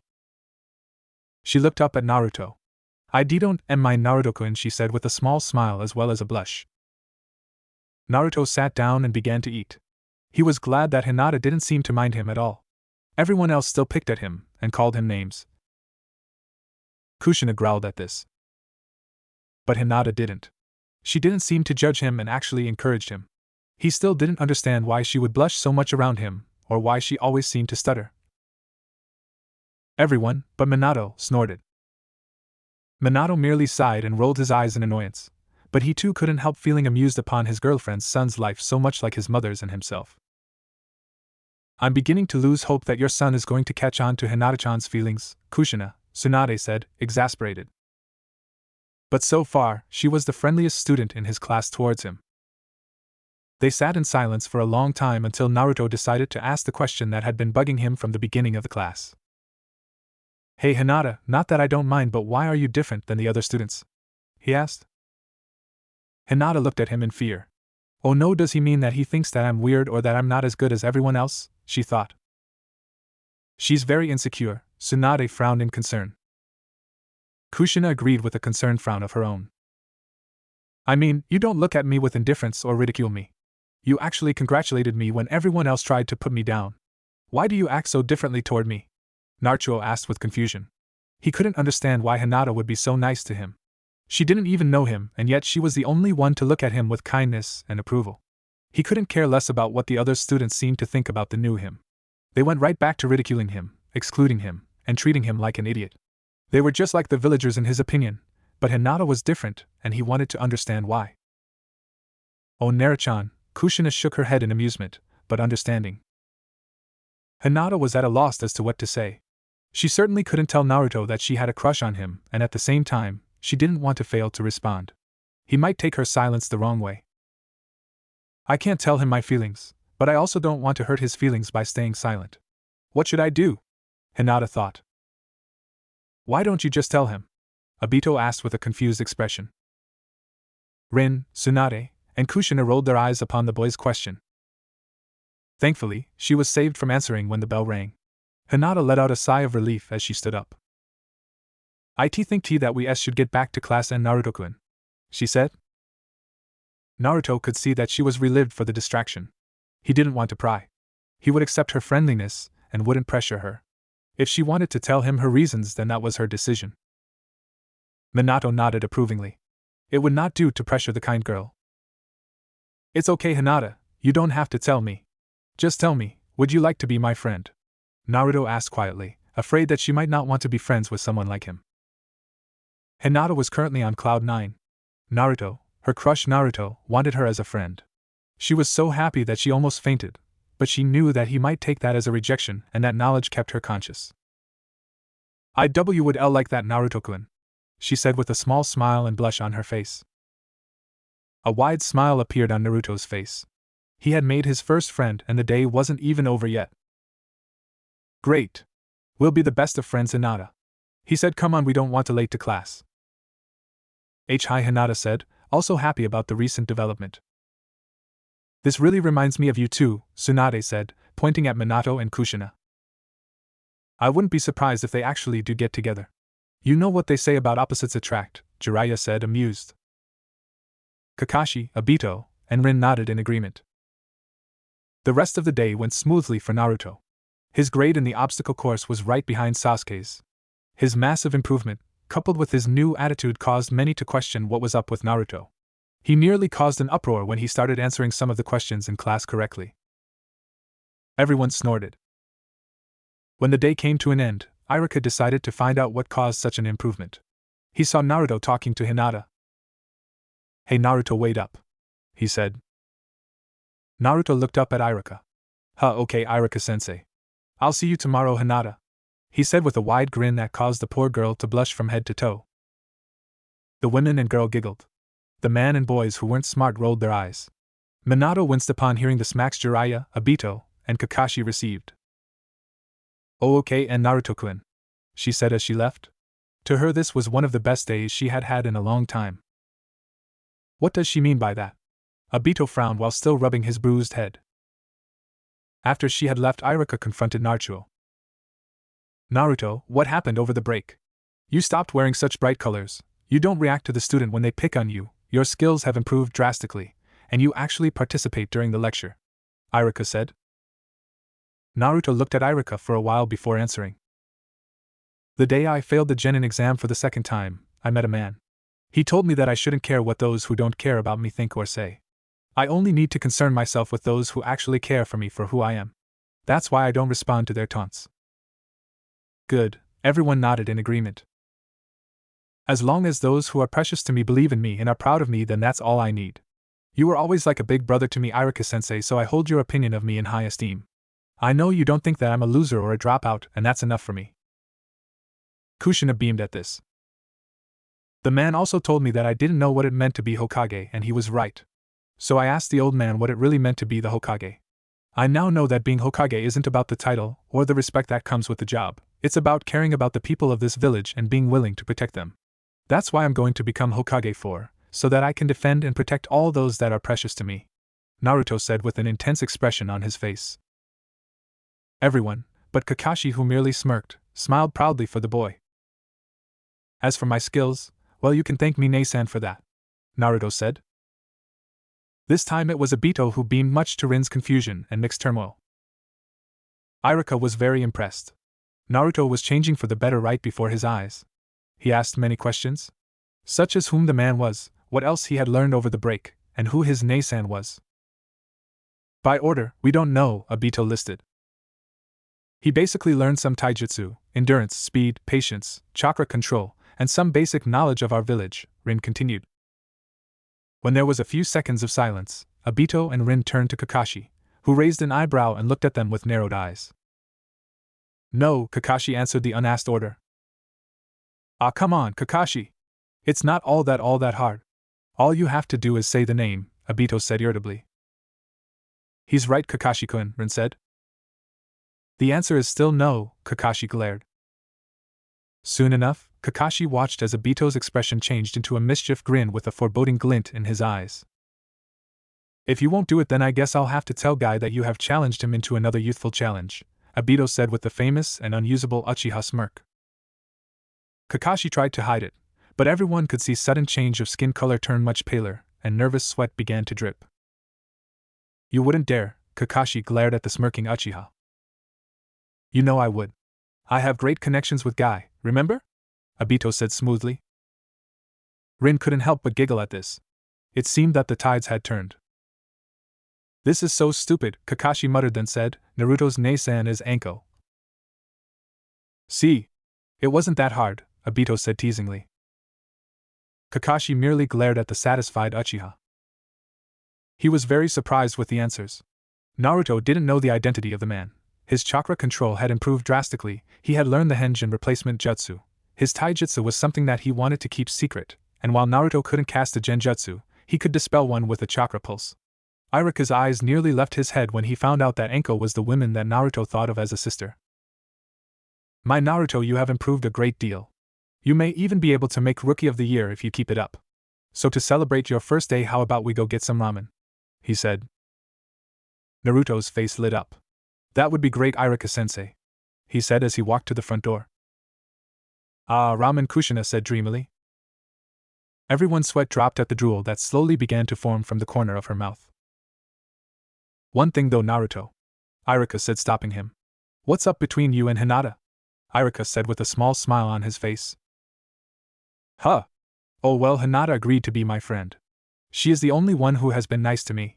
She doesn't make fun of me, she congratulates me when I do something well, and she just seems like a nice person, Naruto said, not really comprehending what Iruka-sensei was trying to infer. Everyone but Minato tried to stifle their laughter to stop the silent, fuming Namikaze.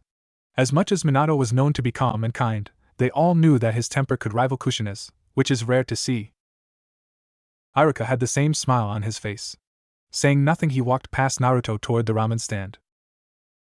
Maybe you'll understand her feelings toward you one day, Naruto, he thought. Let's hope so, Jiraiya muttered quietly so that he wasn't heard from his student. And so things went in the academy for 6 months. Naruto continued to score high in the class for projectiles, ninjutsu, and taijutsu, though he refrained from using the dragon style as he wanted to save that for the graduation exam. Minato nodded approvingly. He's really like a shinobi now, he said. I agree. A shinobi shouldn't reveal his secrets and keep them wrapped. Not to mention it won't do to be a show-off, Tsunade commented. Not to mention that the council might make him reveal the scroll and give it to them, Jiraiya frowned. So when it came time for taijutsu, he simply used one of the many styles that made up the dragon style, and while it was nowhere near perfect, he was proficient enough to be in the upper part of the class when it came to taijutsu. His progression had gained the attention of many of the students and teachers. Many teachers were wondering how he had progressed so quickly and were evaluating their treatment of him, especially when Iruka was around.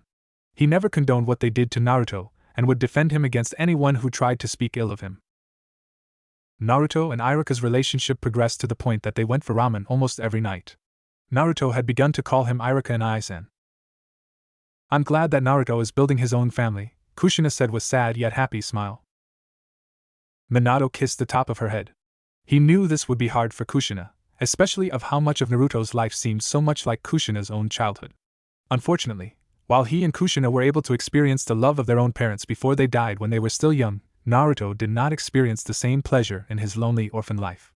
This brought an ache inside his chest upon the unfair fate of his loved son. Even if the boy wasn't his, Minato cared for him, who held so much of Kushina's personality. He began to wonder where he was and how could he let something like this happen to Kushina's son.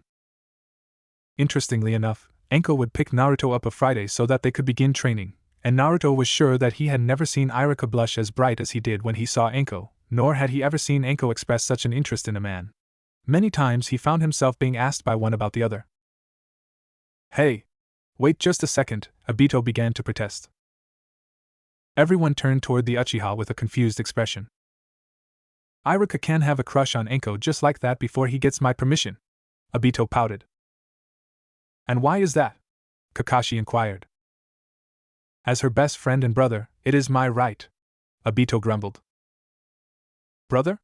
Everyone shouted in shock. Obito rolled his eyes. "Not my actual blood-related sister, guys. We've been very close friends that we refer each other as siblings, twins in fact. Just like Naruto's and Enko's relationship," he explained. "Oh." Rin, for some reason, felt relieved and her heart fluttered in delight.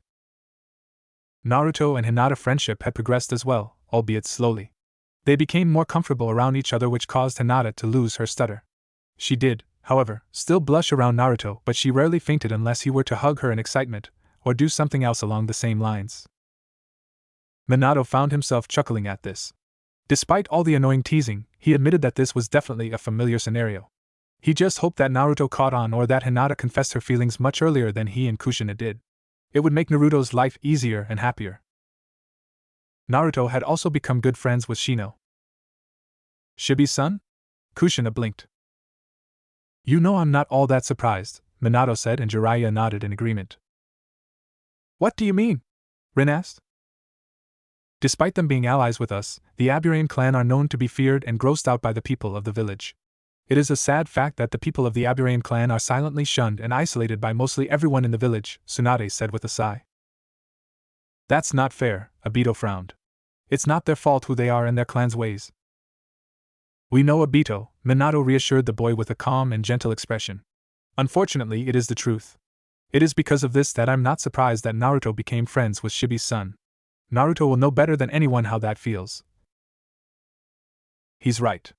Shibi was one of the few of my classmates who didn't make fun of me or shun me. He was and still is more respectful and kind to me," Kushina said. "He would have definitely made a great friend, but being on different teams and with the war going on, I wasn't able to become close enough friends with him. Not to mention with having to go visit the Hokage and Mito to prepare being the next Jinchuriki." "So that means this Shino will be another on the list then," Obito muttered as he'd gotten the list back from Kushina, then added Shino's name underneath Hinata's. One day when Naruto and Hinata were eating, he saw Shino all by himself, and so Naruto headed over and asked if he wanted to join them. Shino was at first skeptical. He was never very social and people tended to leave his clan alone because of their relationship to bugs. When Shino expressed this and showed Naruto the insects inside his body, Naruto simply stated that it made Shino different, and different wasn't bad. Shino had never had someone express an interest in his companionship, nor had he ever met someone who didn't think that his bugs were gross. He decided to eat with them, and they all became fast friends. Everyone smiled at this, glad to see Naruto finally making more friends. Everything wasn't easy for Naruto, however. Aside from Shino and Hinata, everyone else seemed to treat him the same, if not worse, than before. This caused everyone to glare at the book in anger. Sakura and Ino continually tried to put him down, and claimed that he was trying to be cool like their Sasuke-kun. A vixen-like growl was heard from Kushina. The two girls were getting on her nerves. Sasuke himself saw Naruto as someone to test his strength against. However, Naruto refused to fight Sasuke as he said that he had nothing to prove to the Uchiha. "Good," Minato said. "The Uchiha is definitely his Fugaku's son." Obito mentally sighed in sadness and began to wonder about his other cousin and older brother of Sasuke. This did not sit well with Sasuke, and the two had been on bad terms ever since. Sasuke would continually try to badger Naruto into a spar or a competition, and Naruto would continually ignore Sasuke taunts. The other teachers began to change their view of Naruto and began to treat him fairly, except for a select few.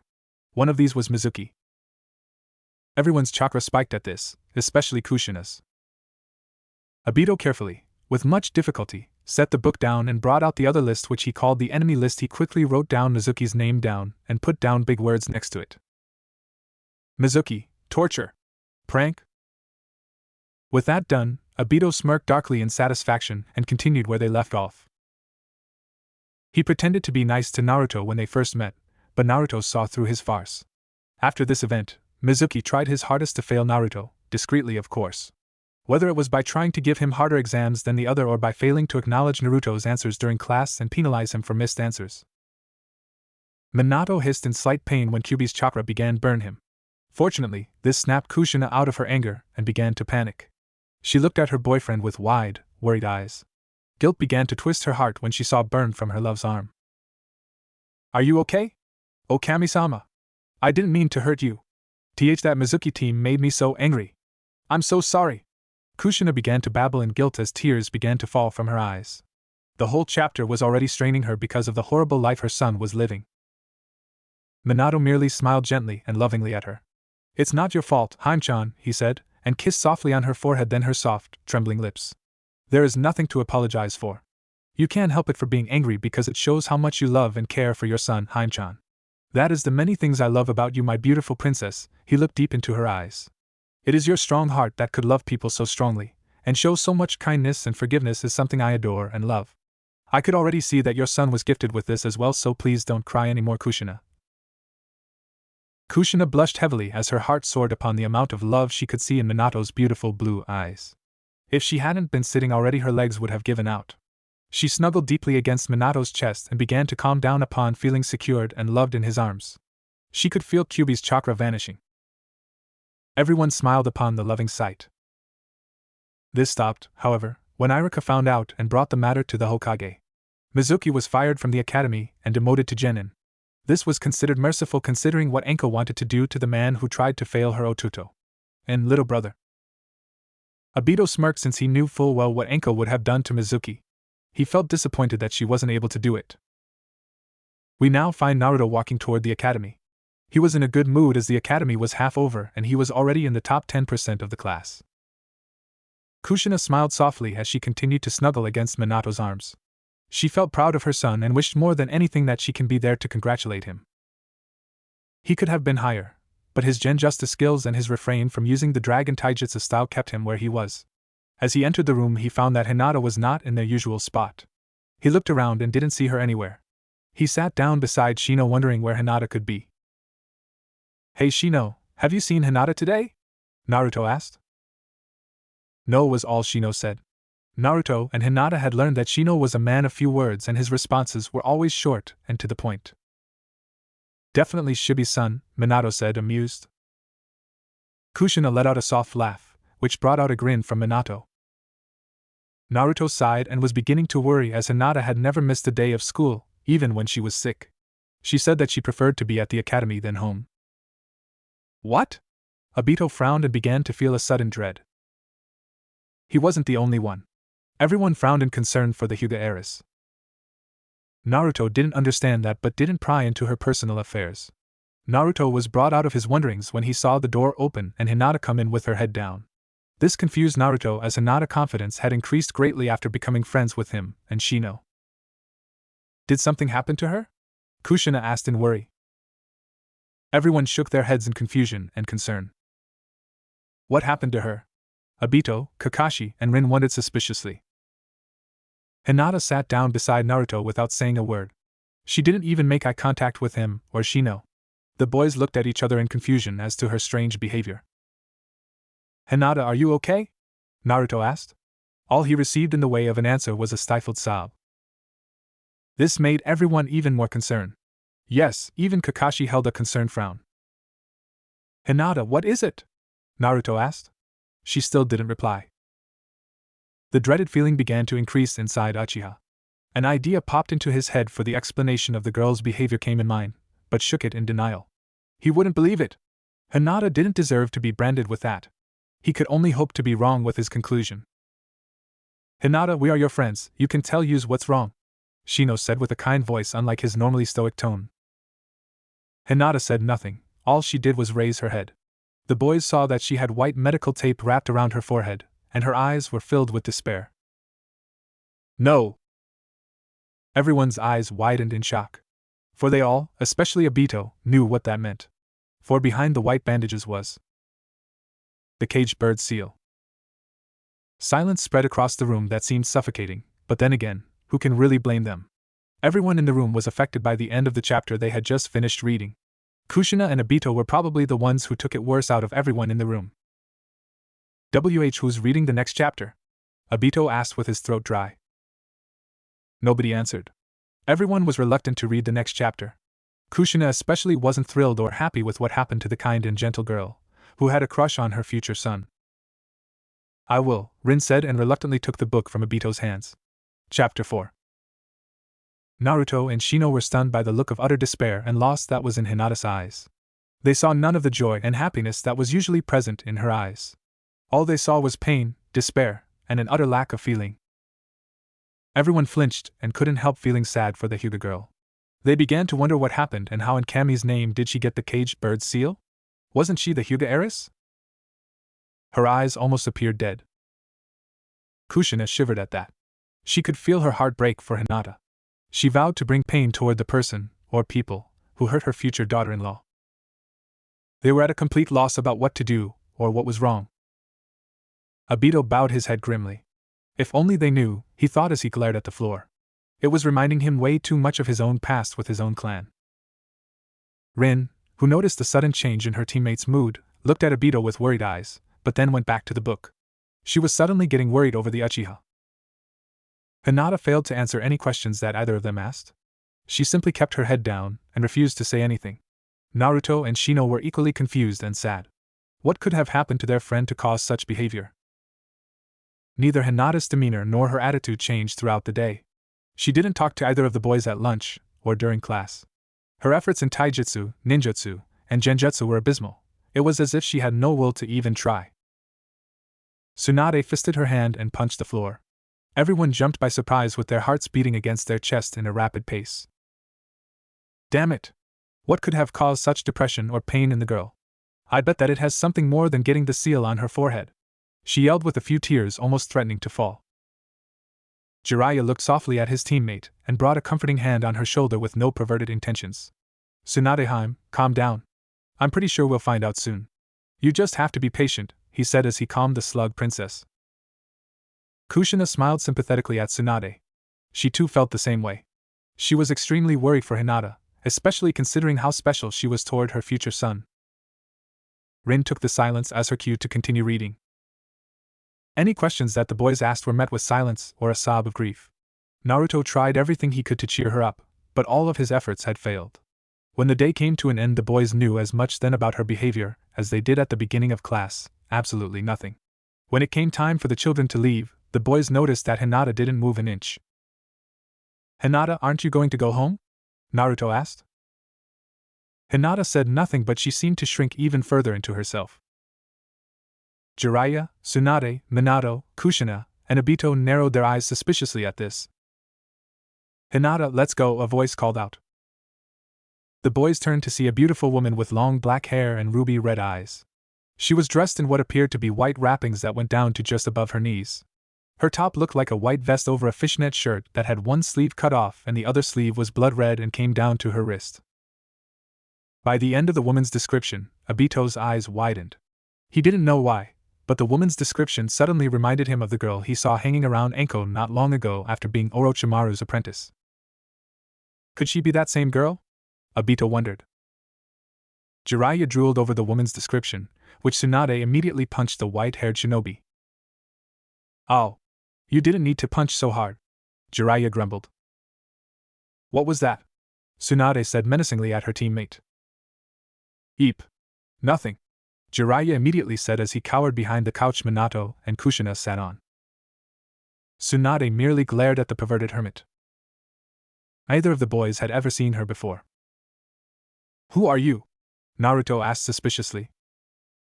My name is Kurina Yuhi, and I'm here to pick up Hinata, she said. Wait, why is she picking up Hinata? Kushina asked, confused. No one knew what to say. In fact, Obito held a blank expression as thoughts of possibilities floated in his head, but didn't dare to say them. He could only hope that he was wrong. Hinata walked up to her without raising her head and walked out with the woman who seemed to be trying to comfort her. At least she seems to care about her, unlike the stuck-up Hyugas, Obito thought bitterly, and then he thought of his own family. Shino, what the heck do you think is wrong with Hinata? I mean, she didn't say a word to us all day. Naruto asked, perplexed and saddened by his best friend's actions. Kushina felt sympathetic for her son. She too was worried over Hinata and of her unusual behavior. I don't know, Naruto. There is probably more to the situation than we understand. We can only be there for her, give her space, and hope that she either gets over what troubles her or asks us for help. Shino said. Yeah, I guess. Naruto replied, not at all feeling good about the situation or the inability to do anything about it. He sounds a bit like you, Kushina said softly toward Minato. Minato merely smiled softly at Kushina. Hinata's behavior did not improve for the rest of the week. It actually became worse. She began sitting away from Naruto and Shino and began to avoid them at lunch. Naruto and Shino were deeply worried about their friend but were still hoping that she would soon resolve her problem or ask them for help. Sadly, either of these two options happened. Everyone became extremely concerned over Hinata and of her isolated behavior. Someone better go talk to her now, Obito shouted, who couldn't help bursting out over his worry over the girl who held such a similar lifestyle in her family much like himself. It's very obvious she's not going to stop unless someone talks some sense into her, or finds out what is going on with her. Everyone looked at Uchiha with shocked expressions while Obito panted heavily after his outburst. Minato looked at his student with worried eyes, then looked at the book. He's beginning to see how much Naruto and Hinata were giving a huge impact toward his student. The way the two children lived and their behavior suddenly began to give him connections toward Obito's own past behavior before reading this book. What are you hiding, Obito? Minato thought in concern. Rin, after hesitating, gently brought her hand on top of his and pulled him to sit down, which he did after a few moments of resistance, which goes to show how upset he was. She looked at her teammate with worried brown eyes, but Obito didn't look up. He merely continued to look down with an uncharacteristic angry frown. With a sigh of resignation, Rin continued to read. By the end of the week, Shino had enough. Naruto, I think that you should talk to Hinata, he said. What do you mean? I have been talking to her the whole week, the blonde boy said. That's not what he means, Naruto-chan, Kushina whispered softly so only Minato heard. Whatever is happening with Hinata does not seem to getting better. I think that it's time for someone to break through the wall she is erecting around herself and help her, Shino said. I thought that you said we should give her space, Naruto said. That's because I was hoping that she would have changed by now, but that is not the case. Drastic measures must be taken, Shino said. Obito nodded in agreement. Good. They'd better find a way going through Hinata's walls before they lose her. I just hope that my suspicion of her behavior isn't true, he thought with a grimace, but kept his face a blank as he continued to look down on the floor. Why me though? Why do you think that she will respond to me? Naruto asked. Kushina smiled softly. Oh, Naruto-chan, you mean everything to that girl, she said silently to herself, but understood why her son was confused and doubtful. Like her son, Kushina herself couldn't understand what was so special about her that drew Minato to her after finally knowing of her love for him. For years being lonely and keeping a part of herself hidden for fear of being abandoned because of being the Kyuubi's Jinchuriki, led her to believe that no one would ever see her as someone special and to be treasured. It was this doubtful thought she kept hidden, even from Mito, whom still believed she will find love that will keep her from her hidden loneliness. And now, the Uzumaki princess glanced up at her boyfriend and smiled brightly. Now she knew how it felt to be loved. Even knowing of the hidden secret the council and the Hokage hid from most of the village, Minato still stood by her with so much affection that it was almost overwhelming, especially once add to her own love for the kind and handsome man she had first fallen for ever since he rescued her because of the trail of her red hair. Just as Mito-chan believed. Shino was silent for a moment. He knew that Hinata liked Naruto, anyone with half a brain could see that. This almost caused a snicker from Jiraiya and Obito when they realized that that could be implied to a certain Namikaze. As if hearing their thoughts, Minato scowled at his sensei and student, whom just looked away. Can we just continue? Kakashi muttered in annoyance while Rin giggled. He had also decided to say nothing about it as he thought that it was her secret and her decision when she told him. Thus he didn't want to tell Naruto that she'd most likely respond to him because he was her crush. He's very loyal, Tsunade noted. Minato and Kushina nodded in agreement, but not all that surprised. I'm not surprised since the Aburame are a loyal clan, despite being so quiet and isolated from the village, Jiraiya said.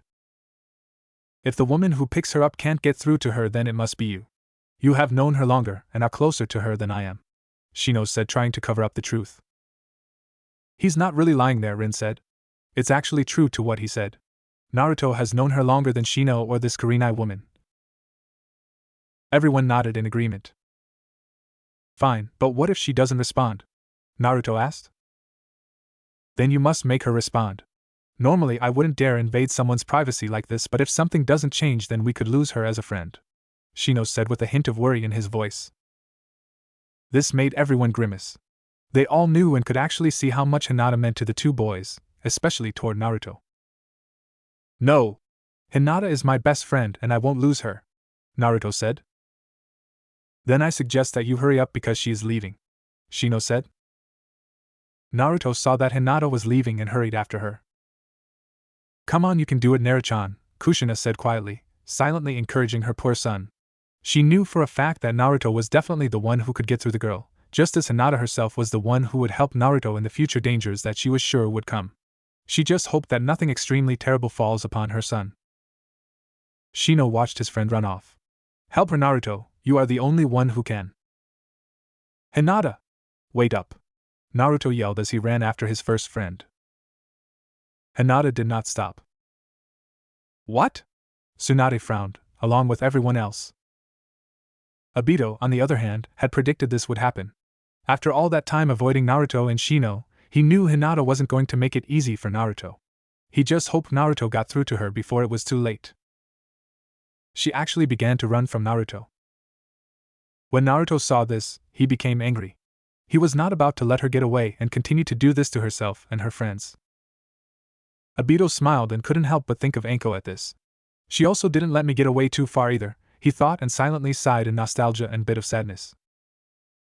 Hinata ran faster and faster to try and avoid Naruto. She eventually found herself at one of the numerous training grounds. Naruto came up behind her and grabbed her. Please let me go, Naruto, she said softly without lifting her head or turning toward him. Minato was the first to note the absence of kun at the end of Naruto's name. He wonders how Kushina's son would feel about that.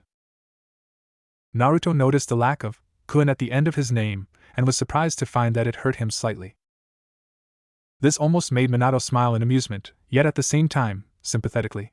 He too had that experience with Kushina from one of their fights when they were best friends as young teenagers. He remembered how hurt and confused by the lack of the usual suffice of affection Kushina usually called him, or of her affectionate teasing nicknames.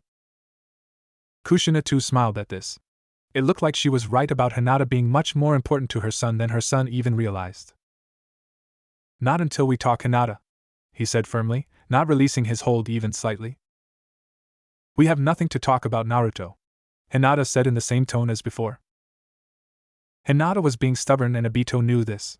He just hoped Naruto's own stubbornness overrules her own and that her affection for the boy broke down the wall Hinata had built over the small amount of time.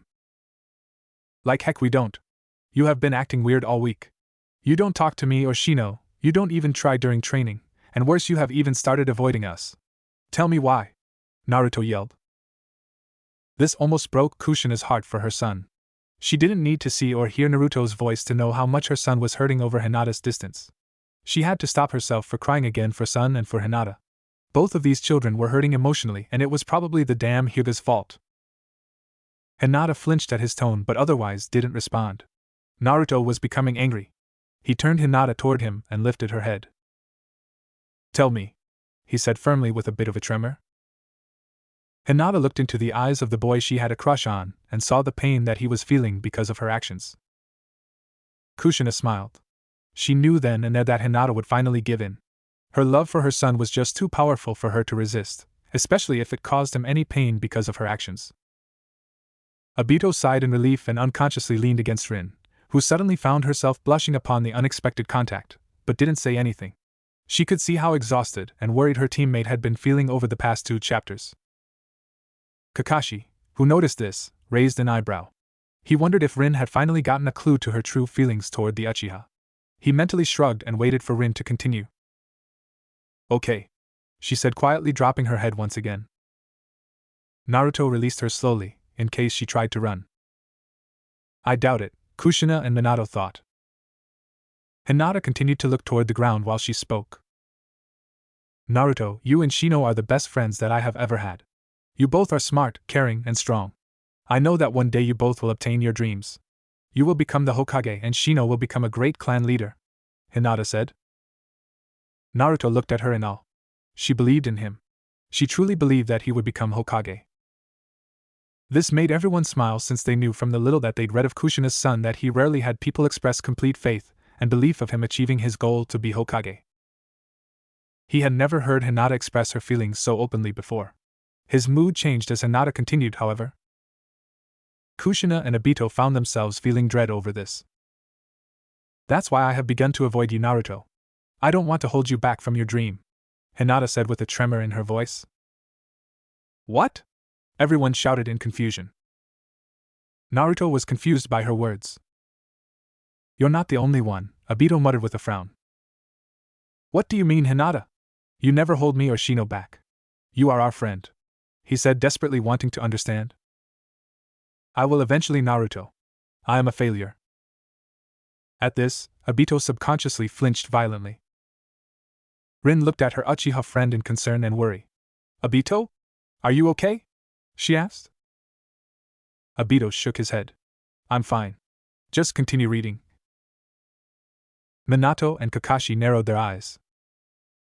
What are you hiding, Obito?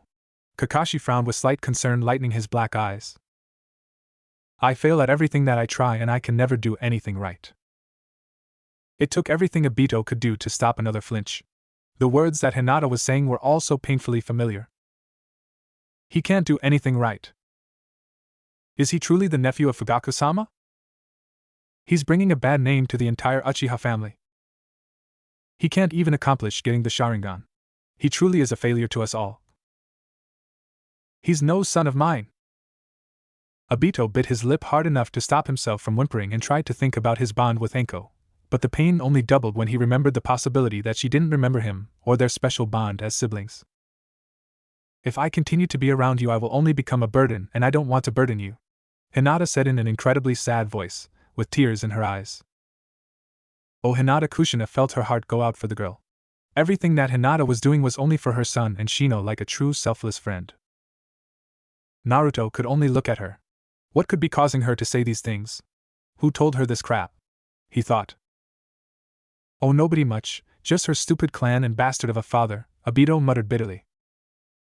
This caused Minato, Kakashi, and Rin to look at the unusual brooding Uchiha with worried eyes. Yes, even Kakashi looked worried toward his teammate, who once so cheerful and annoying was now acting a lot like him. Obito never had Rin felt so helpless before. For some reason, she could feel something in her chest ache at this. She always knew a way to bring back her teammates' moods, even Kakashi. But now she just didn't know what to do. She shook her head and helplessly continued to read while Kakashi looked at her with a flick glimmer emotion of sympathy in his eyes.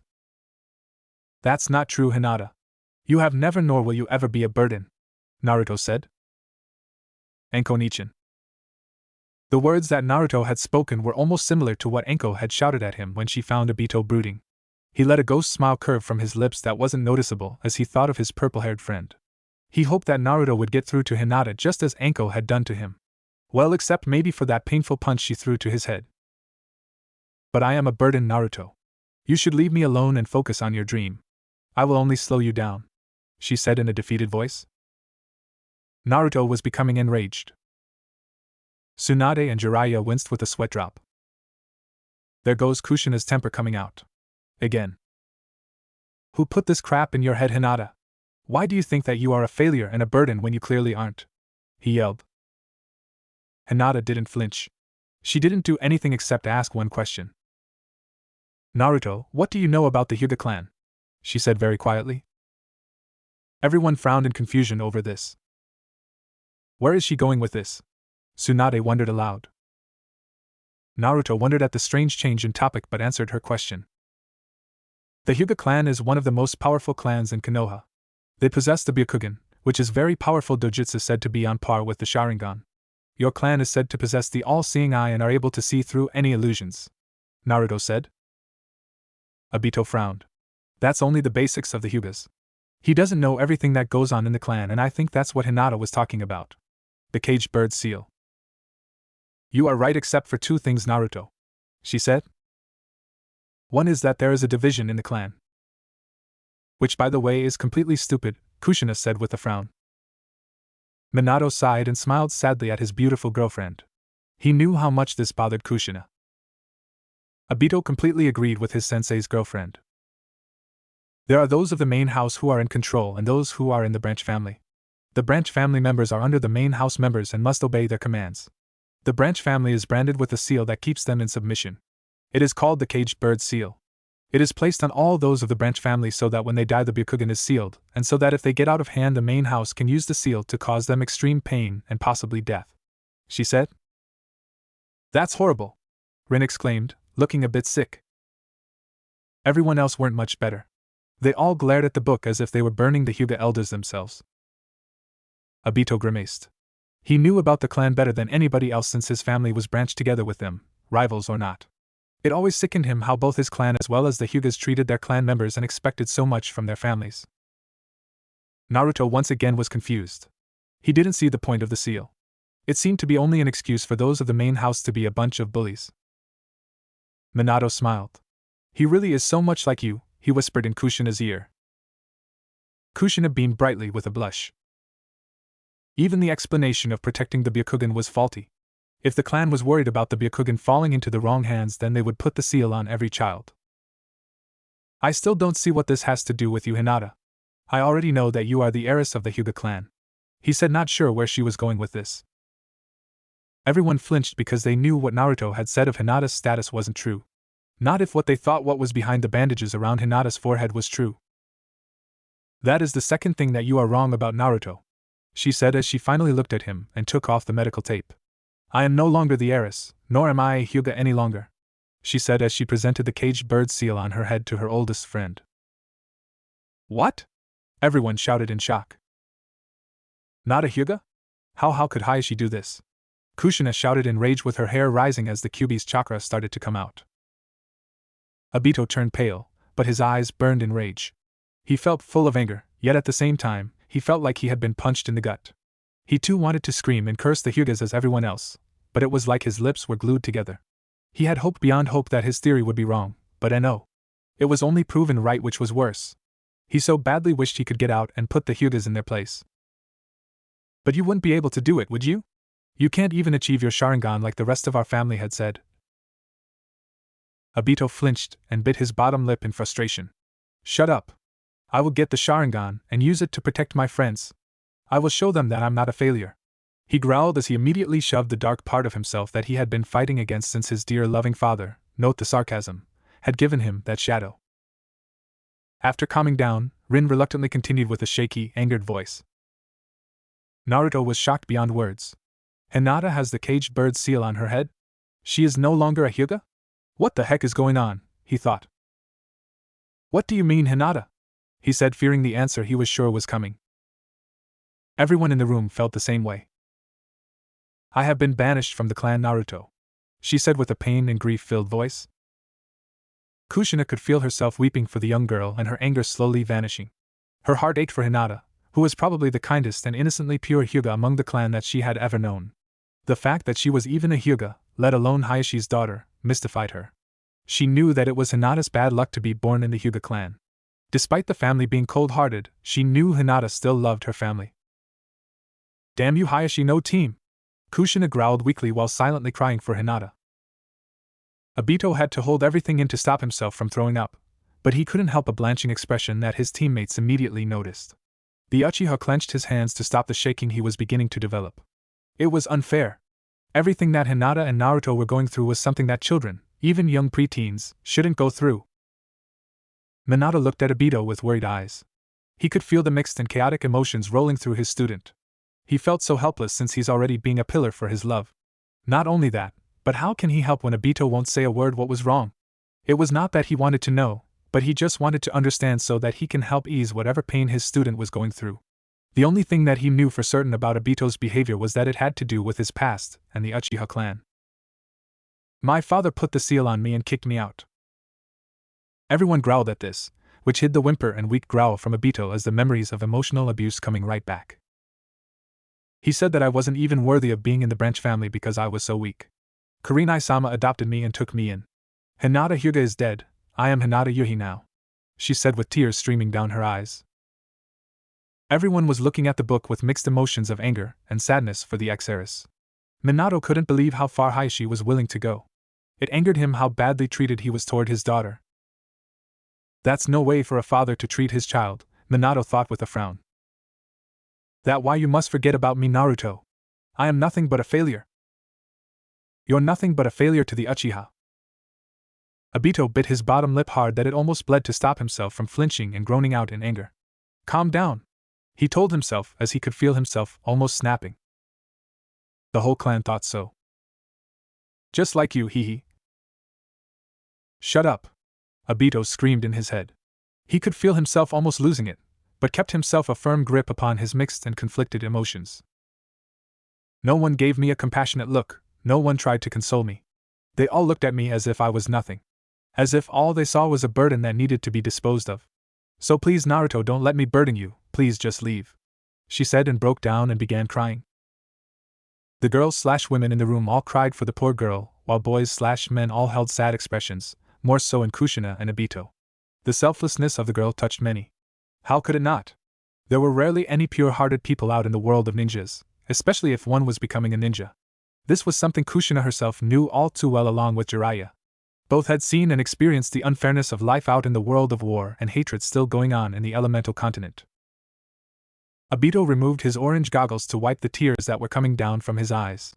Kakashi, even in his small depression for the young girl, noticed, but for once, he didn't do or say anything about it. Even as much as he was into the rules, Kakashi couldn't stop the sadness going through him. Not only that, but also didn't want to see the disappointment in Minato's eyes. Naruto was frozen where he was. She was treated by her family the same way the villagers treat me, he thought.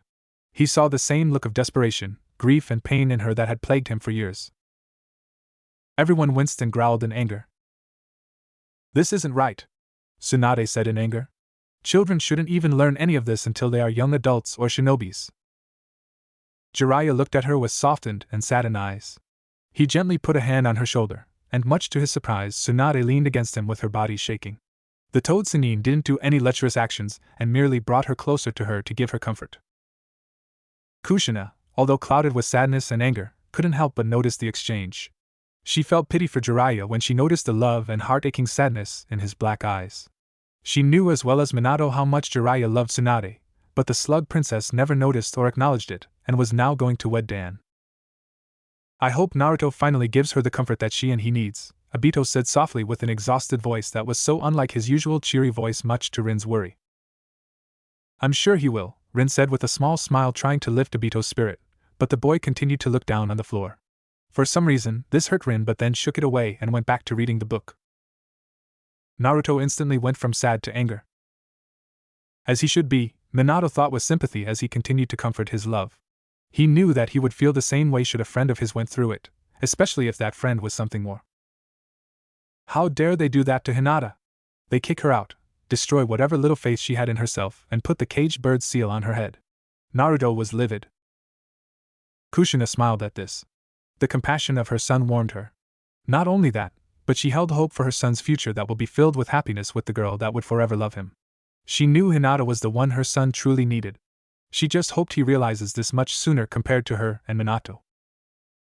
He desperately wanted to break some heads, but he was able to bring himself under control when he realized that his anger wasn't going to help Hinata. Though he promised himself that one day he would find the ones responsible and Kami have mercy on them. Minato couldn't help but smile in amusement. He was glad Naruto held on to his anger because, like Naruto had thought, that was something Hinata doesn't need at the moment. She needed his comfort to take some of the pain away that the Hyugas had caused. Hinata continued to weep as she felt two warm arms pull her into an equally warm chest. She realized that Naruto hadn't left as she expected him to do. He had stayed and was now comforting her. The women in the room all cooed at this while the men smiled. Obito also held his own that was back to his normally warm smile. He felt a close connection with Hinata.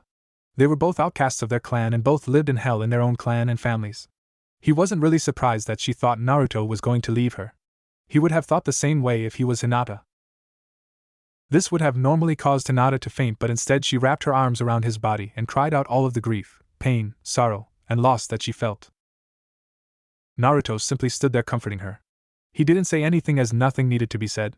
She just needed someone to hold her and let her let it out. He knew what she was feeling and knew that all she needed was the comfort of someone who cared. When Hinata's cries had slowed down to silent weeping, Naruto pulled back, lifted her face to his again. "They're wrong," he said simply. "What does he mean by that?" Obito asked with a confused expression. "If you let Rin to continue, then you would know," Kakashi said in annoyance. Obito merely scowled at his teammate, but it appeared a bit weaker than usual. He was still trying to calm his raging emotions, so he wasn't fully back to his usual self yet. Rin sighed in exasperation and read before any of the boys could argue any further. "What do you mean, Naruto-kun?" she asked. "They are wrong. You aren't a failure. They are all idiots if they believe that," he said, smiling slightly at her usage of kun. Minato couldn't help chuckle softly in amusement at that. Hinata was shocked. How could anyone say that? The Hyuga clan was one of, if not the most prestigious in Konoha. How could they all be wrong when they possessed the eyes said to able to see everything? How could they all be wrong, Naruto-kun? They have the Byakugan, she said in confusion. It doesn't mean that they're right, Obito muttered softly with a frown as he thought about Enko's words. The cruel darkness in his head was finally starting to settle down as he kept his Enko Nechan's words repeated into his head to calm himself down. Kushina completely agreed with her boyfriend's unusually quiet student with a stubborn expression, much to Minato's amusement. "So what? If they can't see what a great person and ninja you are, then they are not only wrong but blind," he said with a smile. Everyone in the room couldn't help but snort a small laughter and amusement from the hidden insult from Naruto's comment. "They can't all be wrong, Naruto-kun. I must really be a failure," she said, once again dropping her head. Naruto could see that he was getting through to her, but she was going to need a little more convincing.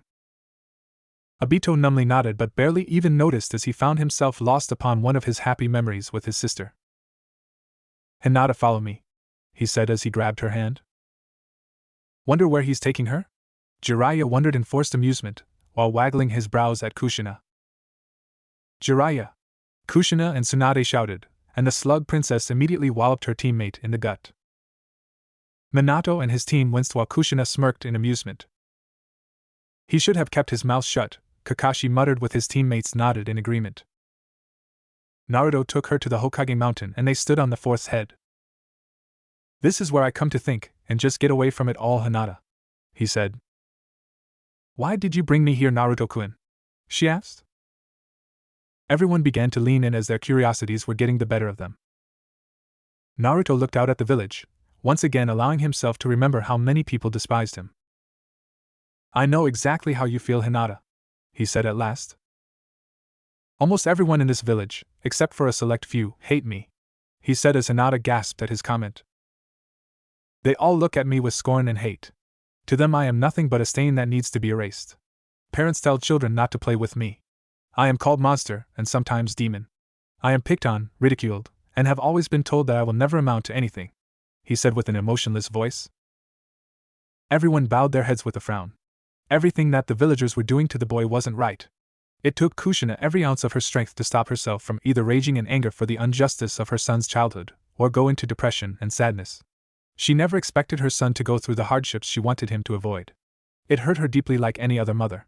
What hurt even more was the fact she couldn't be there to comfort her son since she was gone. "No," Kushina thought with determination. "This time I will be there. Nothing will stop me from being there for my son. Nothing." Hinata was in tears as she heard how Naruto was treated by their own village.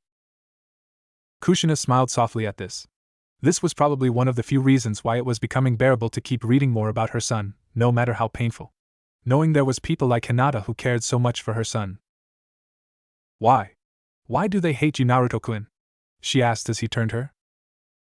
"I don't know why, Hinata." Everyone flinched because they knew exactly why the village was acting this way toward Naruto. "But that isn't the point. Do you think that they're right?" he asked her seriously. "No," Obito answered without thinking. "He was asking Hinata, dope," Kakashi said monotonously. Obito twitched and glared at the last surviving Hatake. "I knew that," he muttered with a pout.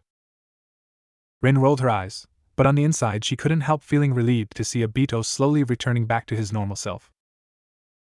Minato smiled softly at his team, but kept his worrying eyes on Obito. Hinata was shocked that he would ask such a question. "No! You aren't a demon or a monster!" she yelled. But the majority of them think so, he stated.